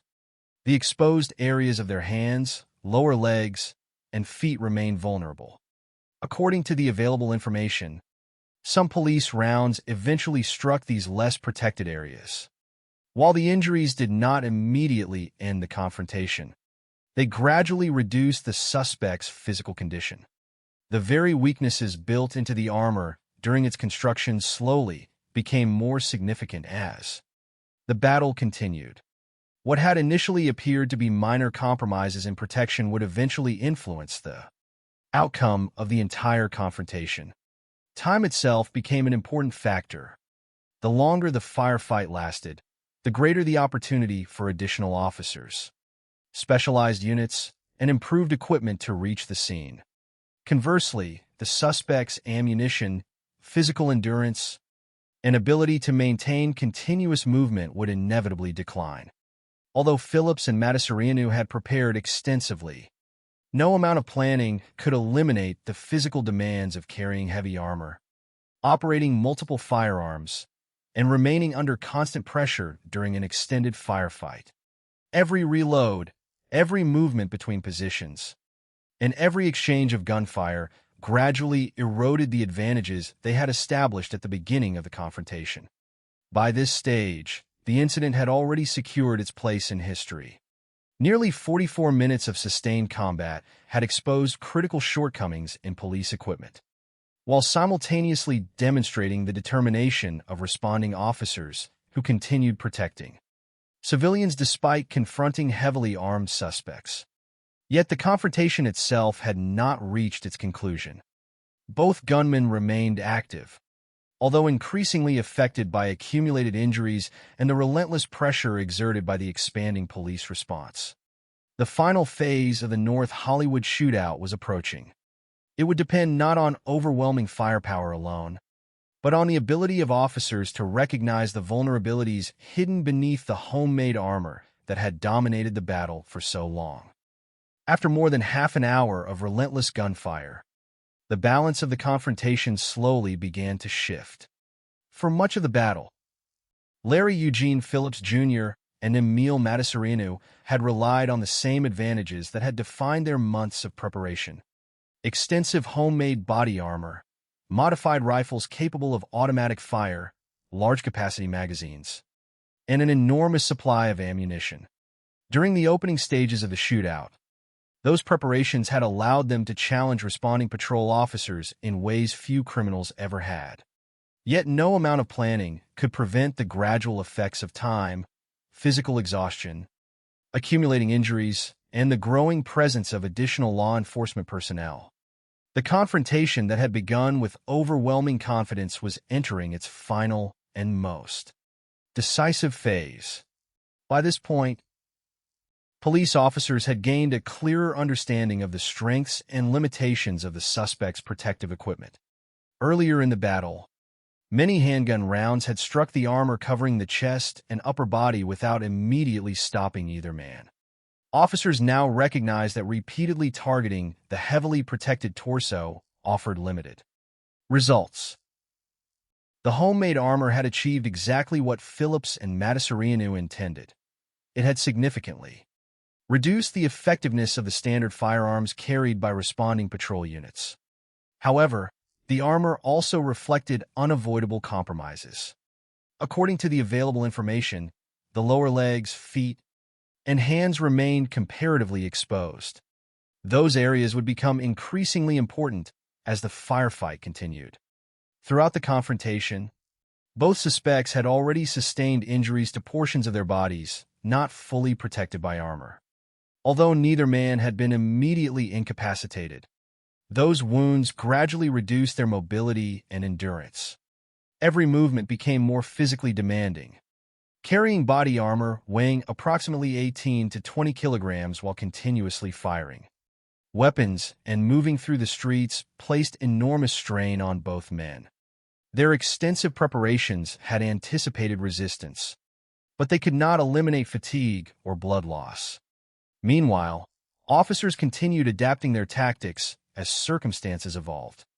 Every additional minute increased their understanding of how to confront opponents unlike any they had previously encountered.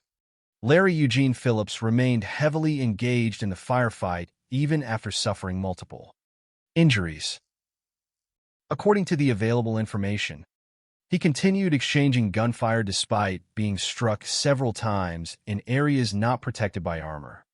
His determination reflected the same mindset that had driven months of planning. Rather than attempting to surrender or withdraw once the robbery had clearly failed, he remained committed to continuing the confrontation. During the battle, Phillips had repeatedly demonstrated confidence in his equipment, advancing while firing and relying on his armor to absorb incoming rounds.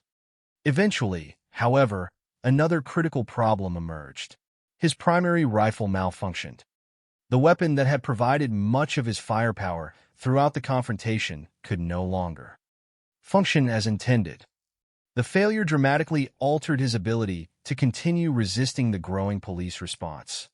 Without a fully operational rifle, the tactical advantage he had relied upon for much of the battle rapidly diminished. According to the available information, Phillips drew a handgun after his rifle became unusable. The confrontation had already reached a stage where injuries, equipment failures, and increasing police pressure combined to leave him with very few remaining options. Shortly afterward, he sustained additional injuries and collapsed. The exact cause of the fatal wound became one of the few unresolved aspects of the entire incident. Reports following the confrontation concluded that it could not be determined with complete certainty whether the fatal gunshot resulted from Phillips shooting himself with his handgun or from police fired during the final exchange. Although many accounts describe the possibility that he took his own life after his rifle malfunctioned, official findings acknowledged that certainty was impossible. Regardless of the precise source of the fatal wound, his death marked a major turning point in the battle. One of the two gunmen was no longer capable of continuing the fight. The confrontation, however, was not yet over. Emil Matassarianu remained armed and active. Recognizing that remaining near the bank no longer offered any advantage, he attempted to escape by entering a Chevrolet Celebrity. Even while driving, according to the available information, he continued firing at pursuing officers through the vehicle's window. The battle now extended beyond the immediate area surrounding the bank as police pursued the moving vehicle. The attempt to escape illustrated that despite the collapse of the original robbery plan and the death of his partner, Matassarianu still intended to resist capture. His movement through the streets forced officers to continue balancing pursuit with the need to protect civilians who remained throughout the surrounding neighborhood. The escape attempt proved short-lived. During the pursuit, the Chevrolet Celebrity sustained damage that eventually left it unable to continue. The vehicle came to a stop, forcing Matassarianu to leave the car and continue the confrontation on foot. Although he remained armed, the circumstances had changed significantly from the opening moments of the battle. Police resources had continued expanding throughout the incident, and specialized tactical personnel had arrived. According to the available information, members of the SWAT team carefully assessed the effectiveness of the suspect's body armor and adjusted their response accordingly. Rather than concentrating fire on the heavily protected upper body, they focused on the areas where the armor provided little or no protection. The lower legs became the primary target. This tactical adjustment reflected the lessons officers had learned during the preceding minutes of combat. Instead of repeatedly striking armor capable of absorbing handgun rounds, they aimed for the vulnerabilities built into the homemade protective equipment. Multiple rounds struck Matassarianu in the legs and thighs. Those injuries dramatically reduced his ability to continue moving or resisting. As blood loss increased, he eventually collapsed. The extensive protection covering his chest and upper body could not compensate for severe wounds to areas left exposed. The same armor that had given both suspects confidence at the beginning of the confrontation could not protect every part of the human body. Once mobility disappeared, The advantages of firepower and protective equipment rapidly diminished as well. According to the available information, Madasarianu suffered severe blood loss after collapsing. He died before being transported to a hospital. Following the incident, his family filed a lawsuit against the city of Los Angeles, alleging that medical assistance had been delayed after he was incapacitated. The lawsuit argued that earlier treatment might have altered the outcome.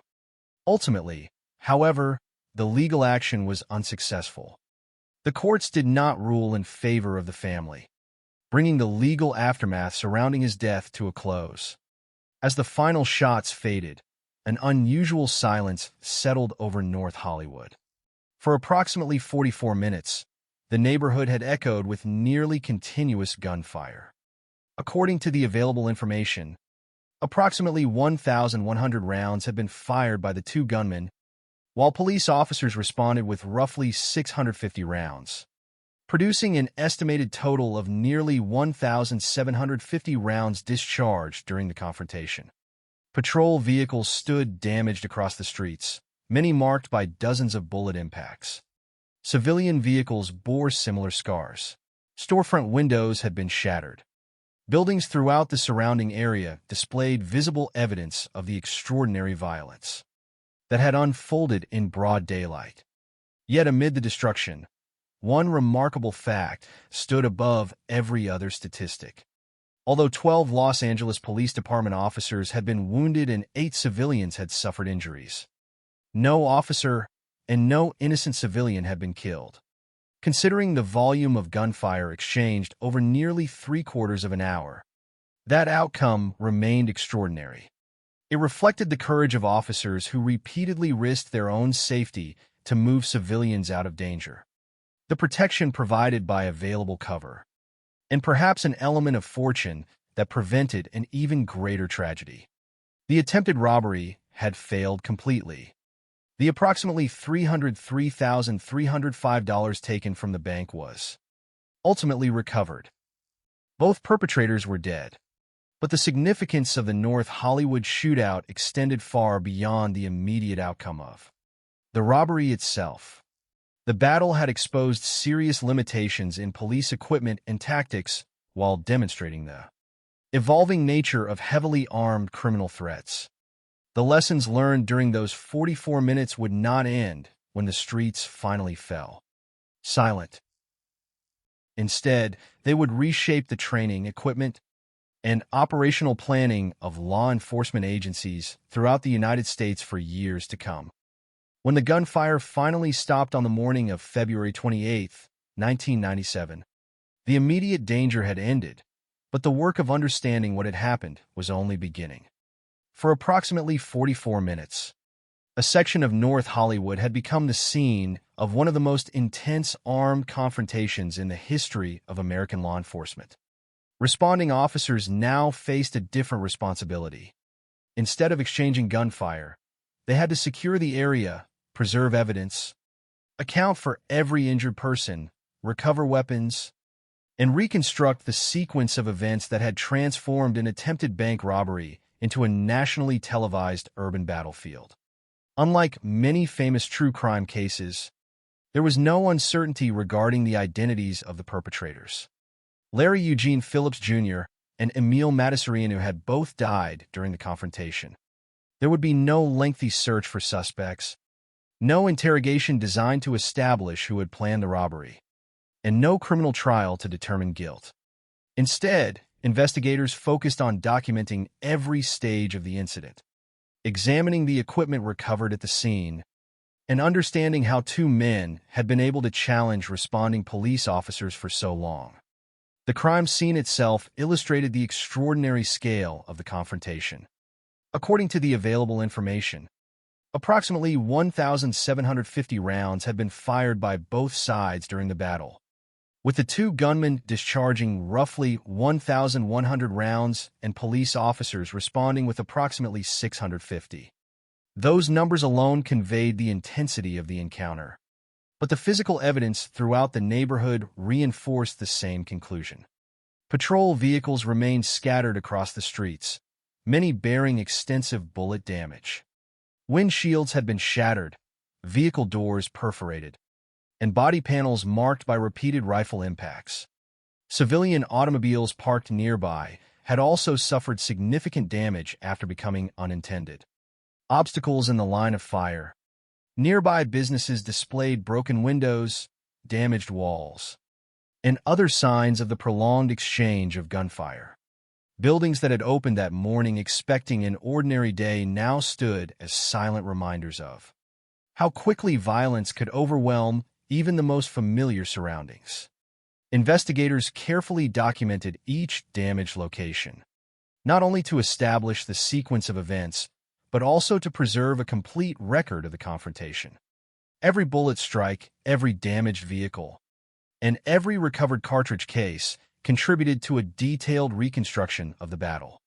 Such work was essential because this incident would become an important case study for law enforcement agencies throughout the United States. Understanding exactly how the confrontation unfolded would help identify both the strengths and weaknesses revealed during those 44 minutes. Among the most significant pieces of evidence recovered were the homemade body armor worn by Philips and Matasereno. Throughout the battle, that armor had fundamentally shaped the course of the confrontation.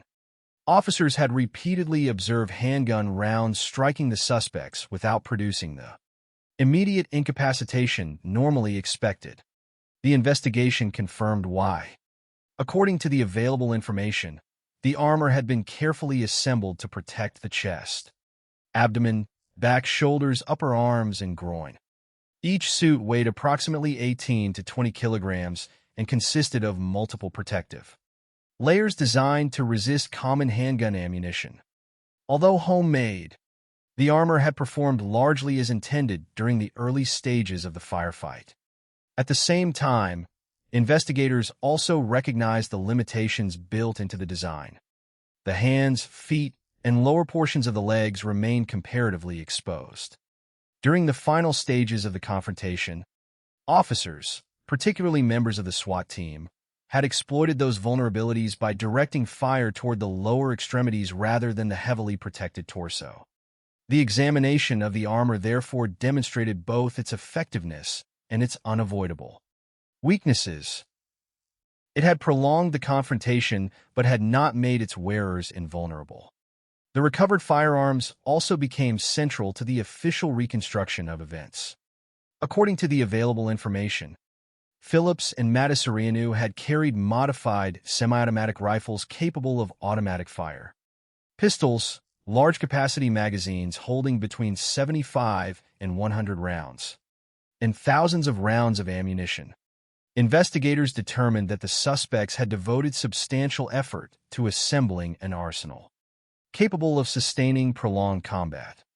This was not a robbery planned around speed alone. The weapons themselves reflected an expectation that police resistance would occur and that overwhelming firepower would be necessary to overcome it. Further examination supported another important conclusion. The two men had not acted impulsively. Evidence indicated that they had spent months preparing for the robbery. According to the available information, they had studied police tactics, observed the Bank of America branch over a period of weeks, selected what they believed would be a highly profitable target, assembled body armor, accumulated large quantities of ammunition, and tested their weapons before carrying out the crime. Every aspect of the operation suggested deliberate planning rather than spontaneous violence. Ironically, however, one of the factors that contributed most significantly to the failure of the robbery had been entirely outside their control. Only days before February 28th, the bank had changed its cash transportation schedule. Instead of finding approximately $750,000 as expected, the robbers encountered only about $303,305. Their frustration over the reduced amount caused additional delays inside the bank, including repeated attempts to gain access to more money by firing into the vault and attempting to open an automated teller machine. Those delays allowed responding patrol officers to arrive before the suspects could leave the scene, setting the stage for the confrontation that followed. The official findings therefore illustrated a striking contrast. Months of careful planning had been disrupted by a routine operational change at the bank, demonstrating how even meticulously prepared criminal plans can unravel because of unforeseen circumstances. The investigation also reviewed the sequence of injuries sustained during the confrontation. 12 Los Angeles Police Department officers had been wounded, along with 8 civilians. Despite the extraordinary volume of gunfire, no officer or innocent civilian had been killed. That outcome remained one of the most remarkable aspects of the entire incident. Considering that nearly 1,750 rounds had been exchanged across a busy commercial neighborhood during daylight hours, the absence of civilian or police fatalities reflected an exceptionally fortunate result. The investigation likewise addressed the deaths of both perpetrators. Phillips died after sustaining multiple injuries during the firefight, with official findings acknowledging that it could not be determined conclusively whether the fatal gunshot came from his own handgun or from police fire. Matasarina died after sustaining severe wounds to his legs during the final confrontation with SWAT officers, leading to significant blood loss before he could be transported to a hospital. Following the incident, his family filed a lawsuit against the city of Los Angeles, alleging that officers had delayed providing medical treatment after he had been incapacitated. According to the available information, the lawsuit was unsuccessful. The courts did not find in favor of the family, bringing the legal proceedings related to his death to an end. Although the criminal case itself concluded with the deaths of both perpetrators, the broader impact of the North Hollywood shootout had only begun. The investigation exposed important shortcomings in the equipment available to patrol officers during encounters with heavily armed suspects. According to the available information, one of the most widely discussed moments of the confrontation occurred when officers obtained AR-15 rifles from a nearby gun store because their standard sidearms and shotguns proved insufficient against the suspect's body armor and rifles. That episode became a powerful symbol of the need for change. In the years that followed, many police departments across the United States began equipping patrol vehicles with semi-automatic rifles, upgrading body armor and protective equipment, and revising tactical training to address heavily armed offenders and active shooter situations. The lessons learned from those 44 minutes extended far beyond Los Angeles. What had begun as a failed bank robbery evolved into a turning point in American law enforcement, influencing policies, equipment, and training nationwide.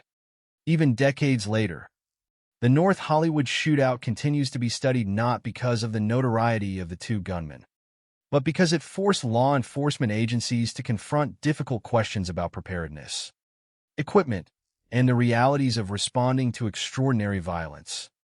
The streets of North Hollywood eventually returned to their ordinary rhythm, but the lessons left behind by that morning have remained part of modern policing ever since. The North Hollywood shootout ended on the streets of Los Angeles, but the consequences of those 44 minutes continued long after the final shots were fired. For investigators, police commanders, and law enforcement agencies across the United States, the incident represented more than a failed bank robbery. It was a clear demonstration that traditional assumptions about armed criminals were changing. The confrontation exposed a dangerous reality. Individuals outside the military could obtain powerful weapons, construct protective equipment, and prepare themselves for a level of violence that ordinary patrol officers were not equipped to immediately confront. The battle forced law enforcement agencies to reconsider how they prepared for extreme situations, and how they protected both officers and civilians during encounters with heavily armed suspects. Before February 28, 1997, most patrol officers responded to armed crimes with equipment designed around more common threats. A typical officer carried a service handgun and a shotgun, tools that had proven effective in countless situations. Those weapons were appropriate for many encounters involving armed individuals. But the North Hollywood shootout revealed their limitations against suspects wearing significant body armor and carrying rifles with large ammunition capacities. The first officers arriving at the Bank of America branch had done nothing unusual. They responded according to the standards and equipment available at the time. The problem was that the suspects they encountered represented a different category of threat. Entirely, Larry Eugene Phillips Jr. and Emil Matassarianu had prepared specifically to challenge conventional police response. Their rifles provided greater range and firepower than standard patrol handguns. Their homemade armor reduced the effectiveness of the ammunition officers carried. Their large-capacity magazines allowed them to maintain continuous fire for extended periods. The combination created a situation in which responding officers were immediately placed at a significant disadvantage. One of the most discussed moments from the confrontation was the decision by some officers to obtain AR-15 rifles from a nearby gun store while waiting for specialized resources to arrive. This unusual step illustrated the urgency of the situation. Officers recognized that their available weapons were not providing the capability needed to effectively confront suspects protected by armor and armed with rifles. The image of police officers acquiring additional firearms during an active gun battle became one of the most memorable aspects of the incident because it symbolized the equipment gap exposed that morning. The event demonstrated that patrol officers could potentially encounter threats requiring greater firepower without warning. Following the North Hollywood shootout, many law enforcement agencies across the country began reviewing their own equipment and policies. One of the most significant changes involved the increased availability of rifles for patrol units. Departments began equipping more patrol vehicles with semi-automatic rifles so officers would have access to weapons capable of responding to heavily armed suspects before specialized units arrived. The purpose was not to replace traditional police equipment, but to provide additional capability for rare but extremely dangerous situations. The philosophy behind this change was simple. Officers should not have to improvise access to appropriate equipment during an active confrontation. Protective equipment also became an important area of review. The suspect's homemade body armor had dramatically influenced the course of the North Hollywood battle. It had allowed them to survive repeated impacts from standard police firearms and continue fighting for an extended period. Although the armor had weaknesses, its effectiveness demonstrated how protective equipment could change the dynamics of an armed encounter. In response, many departments increased attention toward officer body armor, helmets, and other protective equipment designed to improve survival during high-risk incidents. Training and tactics also changed.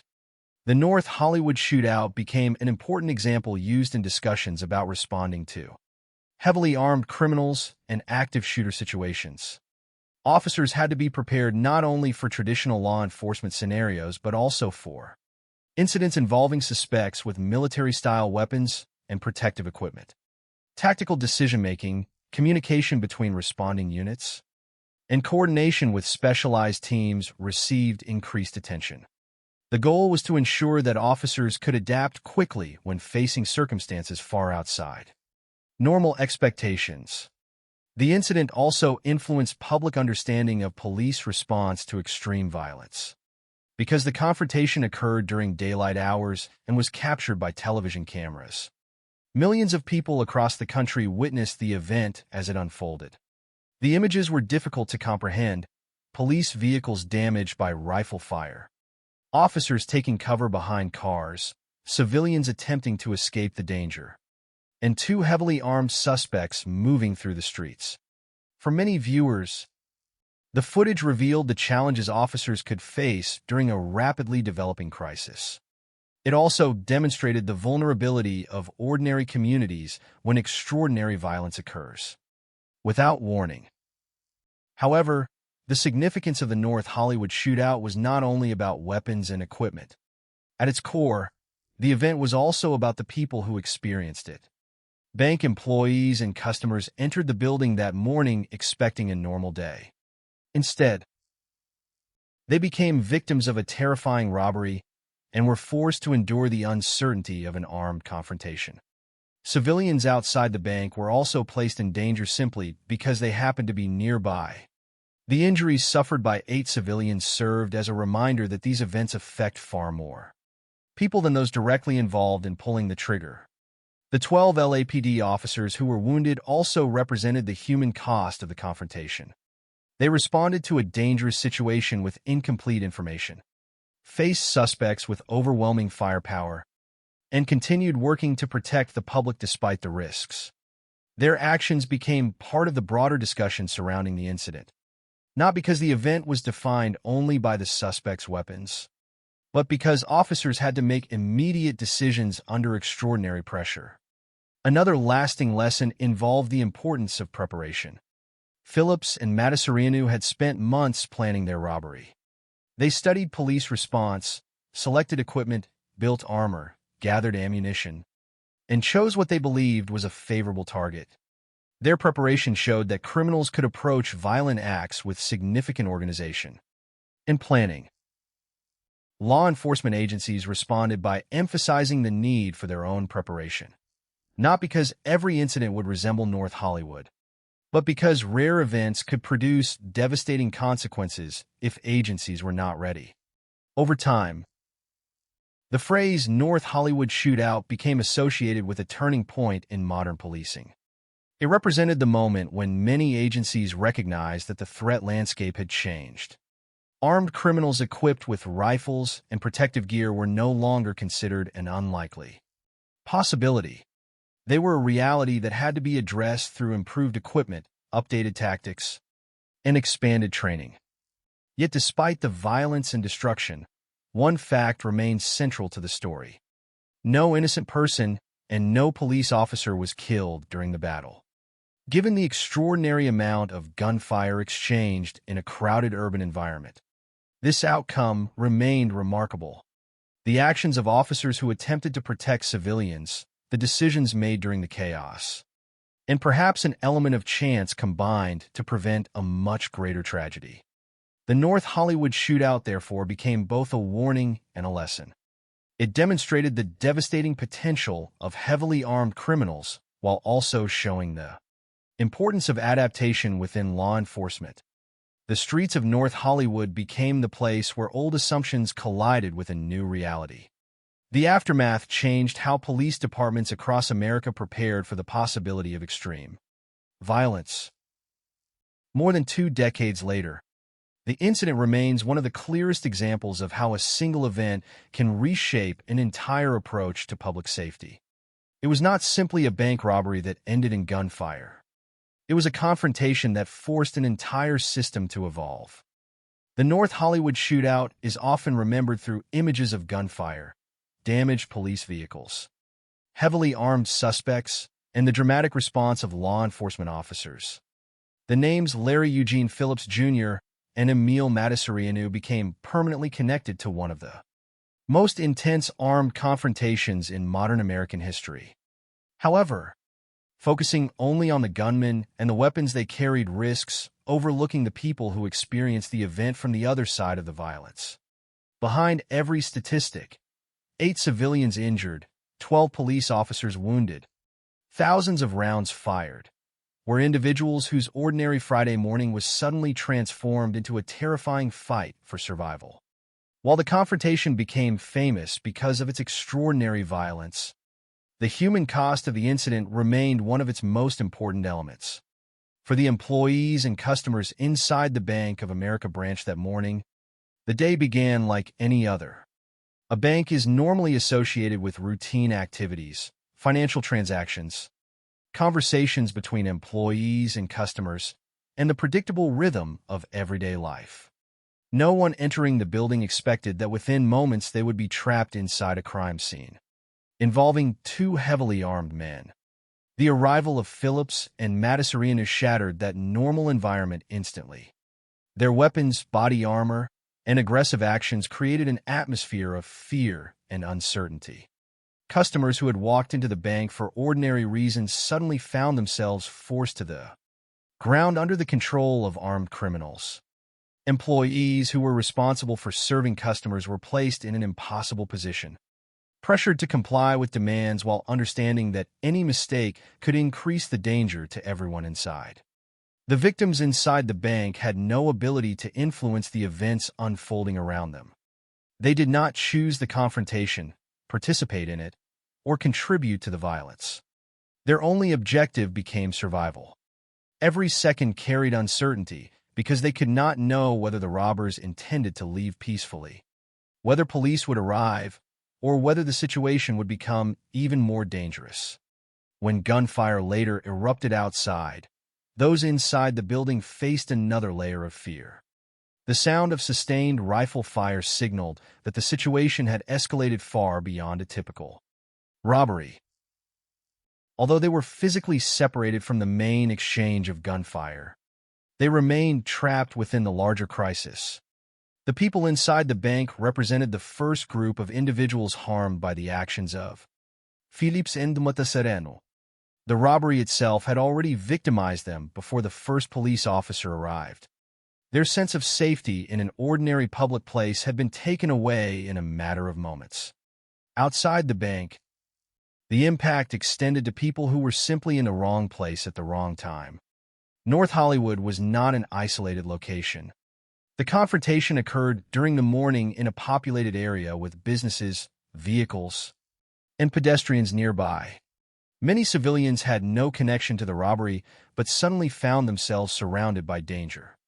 According to the available information, 8 civilians were injured during the confrontation.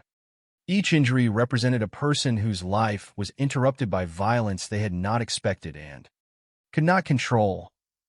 The presence of civilians also created one of the greatest challenges for responding officers.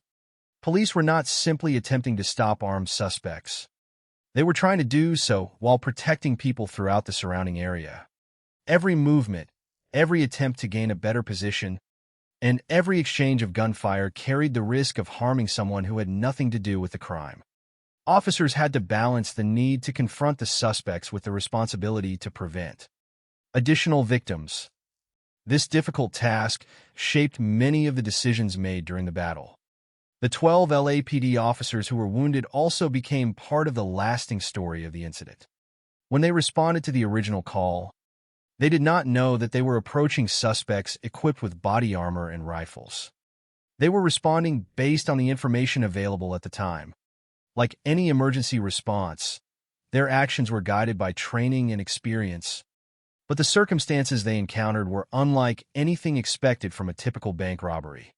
The officers found themselves facing a situation where their standard equipment was not enough to provide an immediate solution. Yet despite that disadvantage, they continued responding, taking cover, coordinating efforts, and working to protect civilians. Their injuries demonstrated the seriousness of the danger they faced. The absence of officer deaths was remarkable considering the number of rounds fired during the confrontation. The same was true for civilians. Nearly 1,750 rounds were exchanged between the gunmen and police. Vehicles and buildings were struck repeatedly.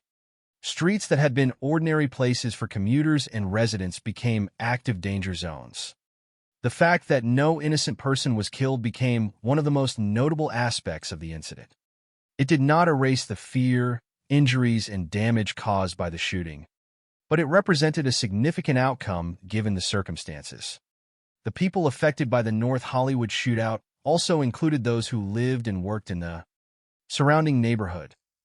For many residents, the event changed their understanding of how quickly normal life could be disrupted. A community environment associated with daily routines was suddenly transformed into the location of a nationally recognized violent confrontation. The physical damage could be repaired. Broken windows could be replaced, damaged vehicles could be removed, and businesses could eventually reopen. However, the psychological impact of witnessing or experiencing such violence could not be measured simply by physical repairs. The broader public also experienced the incident in a unique way because of live television coverage. Millions of people watched images of the confrontation as it unfolded. The footage showed a level of violence that many viewers had rarely seen outside of fictional entertainment. Seeing police officers pinned behind vehicles, streets filled with gunfire, and civilians searching for safety created a powerful national reaction. The event became a symbol of the dangers faced by both law enforcement and ordinary people during unpredictable acts of violence. Yet the importance of remembering the victims goes beyond the dramatic images that defined the incident. The story of North Hollywood is not only about the equipment carried by the suspects, the tactical changes that followed, or the debate over police preparedness. It is also about the people whose lives were interrupted, the employees and customers inside the bank, the civilians injured outside, and the officers wounded while responding, all experienced consequences created by the decisions of two individuals who chose violence. Their experiences remain the most important reminder that behind every major crime event are real people. The actions of Phillips and Matasareanu were carefully planned, but the suffering they caused extended far beyond their intended target. Their goal was financial gain, but the result was fear, injuries, destruction, and a lasting impact on an entire community. The money taken from the bank was eventually recovered. The two men responsible died during the confrontation. But for those who lived through the event, the memory did not disappear when the gunfire stopped. The North Hollywood shootout remained a defining moment because it demonstrated not only the capabilities of heavily armed criminals, but also the vulnerability of ordinary people caught in extraordinary circumstances. In remembering the incident, it is essential that the focus does not remain solely on the dramatic battle between suspects and police. The true significance of the event lies in understanding its human consequences. The victims were not simply numbers in an investigation report. They were employees, customers, residents, and officers who experienced a moment of extreme danger and carried the effects of that day forward. Their stories represent the real cost of violence, and they remain at the center of understanding what happened in North Hollywood on February 28, 1997. In the years following February 28, 1997, the North Hollywood shootout continued to influence discussions about policing, public safety, and the changing nature of violent crime.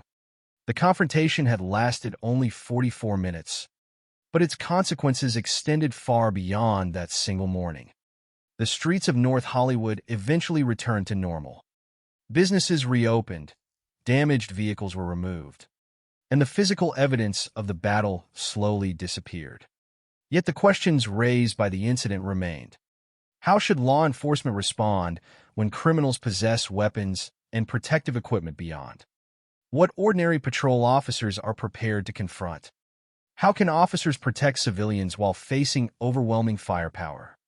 What changes are necessary to prevent similar situations from creating even greater tragedies in the future? These questions became central to the legacy of the event. The investigation into Phillips and Matasareanu revealed that their robbery had not been a spontaneous decision. Their actions were the result of extensive planning and preparation. They had studied police responses, selected their target carefully, assembled weapons, created body armor, and gathered large quantities of ammunition. Their preparation reflected a level of organization that challenged traditional expectations about armed criminals. The two men had attempted to create a situation in which they would possess every possible advantage: protection from police fire, enough ammunition to sustain a prolonged battle, and weapons capable of overwhelming conventional patrol equipment. In many ways, their plan succeeded during the early stages of the confrontation. The armor protected them from many handgun rounds. Their rifles provided greater firepower than the weapons carried by the first officers arriving at the scene. Their large-capacity magazines allowed them to continue firing for extended periods. However, their plan also contained weaknesses. The robbery itself depended on assumptions that proved incorrect. They expected approximately $750,000 inside the bank. But because of a changed cash transportation schedule, they found only around $303,305. Their frustration caused delays inside the bank, preventing them from leaving before police arrived. The same planning that gave them confidence also contributed to their failure, because it was based on information that was no longer accurate. This contradiction became one of the most important lessons of the case. Even detailed preparation cannot guarantee control over every circumstance. A single unexpected change can alter the outcome of an entire operation. The North Hollywood shootout also changed the way law enforcement viewed equipment needs. Before the incident, patrol officers generally operated with equipment designed for common criminal situations. The confrontation demonstrated that rare events could involve threats far beyond those expectations. Officers responding that morning were not lacking courage or commitment. Rather, they faced a situation in which the tools available to them were not designed for the specific threat in front of them. The decision by some officers to obtain AR-15 rifles from a nearby gun store became a defining moment because it showed the urgency of the equipment problem. Officers recognized that they needed greater capability to counter suspects armed with rifles and protected by body armor. Following the incident, many police departments across the United States reviewed their own policies and equipment. Patrol rifles became more common. Protective equipment received greater attention. Tactical training was updated to prepare officers for encounters involving heavily armed individuals. These changes were not based on the belief that every criminal event would resemble North Hollywood, but on the understanding that law enforcement must be prepared for extraordinary situations when they occur. The incident also influenced the development of strategies for dealing with active shooters and other high-risk threats. The confrontation demonstrated the importance of rapid response, communication, coordination, and the ability to adapt under pressure. Officers at North Hollywood had to make decisions while facing incomplete information and extreme danger. Their experience became part of broader discussions about how police agencies prepare personnel for rapidly evolving crises. However, the legacy of North Hollywood was not only about police equipment and tactics. It also served as a reminder of the unpredictable nature of violence and the importance of protecting civilians. The 8 civilians injured during the confrontation represented the innocent people caught in the consequences of the suspects' choices. The employees and customers inside the bank experienced fear and uncertainty before the gun battle even reached the streets. The officers who were wounded carried the physical consequences of responding to protect others. Every person affected by the incident demonstrated that violent crimes create consequences far beyond the individuals who initiate them.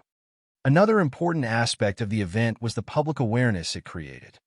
Because the confrontation was recorded and broadcast through television coverage, people across the United States witnessed the scale of the violence. Viewers saw scenes that appeared almost impossible: police vehicles damaged by rifle fire, officers forced into defensive positions, and suspects moving through an urban environment while heavily armed. The footage changed public understanding of what a police response could involve. It showed that modern threats could emerge suddenly and that ordinary communities could become the setting for extraordinary events. Over time, the North Hollywood shootout became one of the most studied incidents in American law enforcement history. It was examined not because the perpetrators achieved their goals. They did not. The robbery failed, the money was recovered, and both suspects died during the confrontation. Instead, the incident remained significant because it exposed challenges that had previously received less attention. It forced agencies to consider whether their officers had the equipment and training necessary for unusual but extremely dangerous encounters. The event also demonstrated the importance of flexibility. During the battle, officers adapted to circumstances that changed from minute to minute. They moved civilians away from danger, adjusted tactics, sought additional resources, and continued responding despite significant risks. The confrontation became an example of how law enforcement personnel must often operate in situations where no perfect solution exists. Every decision carries consequences, and officers must balance public safety, personal safety, and the need to stop an immediate threat. Looking back at the North Hollywood shootout, it is easy to focus on the dramatic aspects. the weapons, the gunfire, the damaged vehicles, and the national attention. Yet the deeper lesson lies in understanding why the event mattered. It was not simply a battle between criminals and police. It was a moment when law enforcement confronted a changing reality and recognized the need to evolve. It showed that preparation must include not only traditional scenarios, but also rare situations. À votre vie extrême danger. The impact of the incident continued through the policies and practices adopted afterward. Equipment improved, training changed, tactical approaches developed. These adjustments reflected lessons learned from the experience of the officers, civilians, and investigators who lived through the event. The goal of those changes was not to prepare for another North Hollywood shootout specifically, but to reduce the likelihood that future incidents would leave communities and officers equally vulnerable. More than 2 decades later, the name North Hollywood still immediately recalls the images of that morning. It remains one of the most intense armed confrontations in American history, but its significance extends beyond the violence itself. The true legacy of the event is found in what happened afterward. The recognition that threats evolve, that preparation matters, and that the safety of communities depends on the ability to learn from difficult moments. The gunfire eventually stopped, but the lessons created by those 44 minutes continued shaping law enforcement long after the streets became quiet again.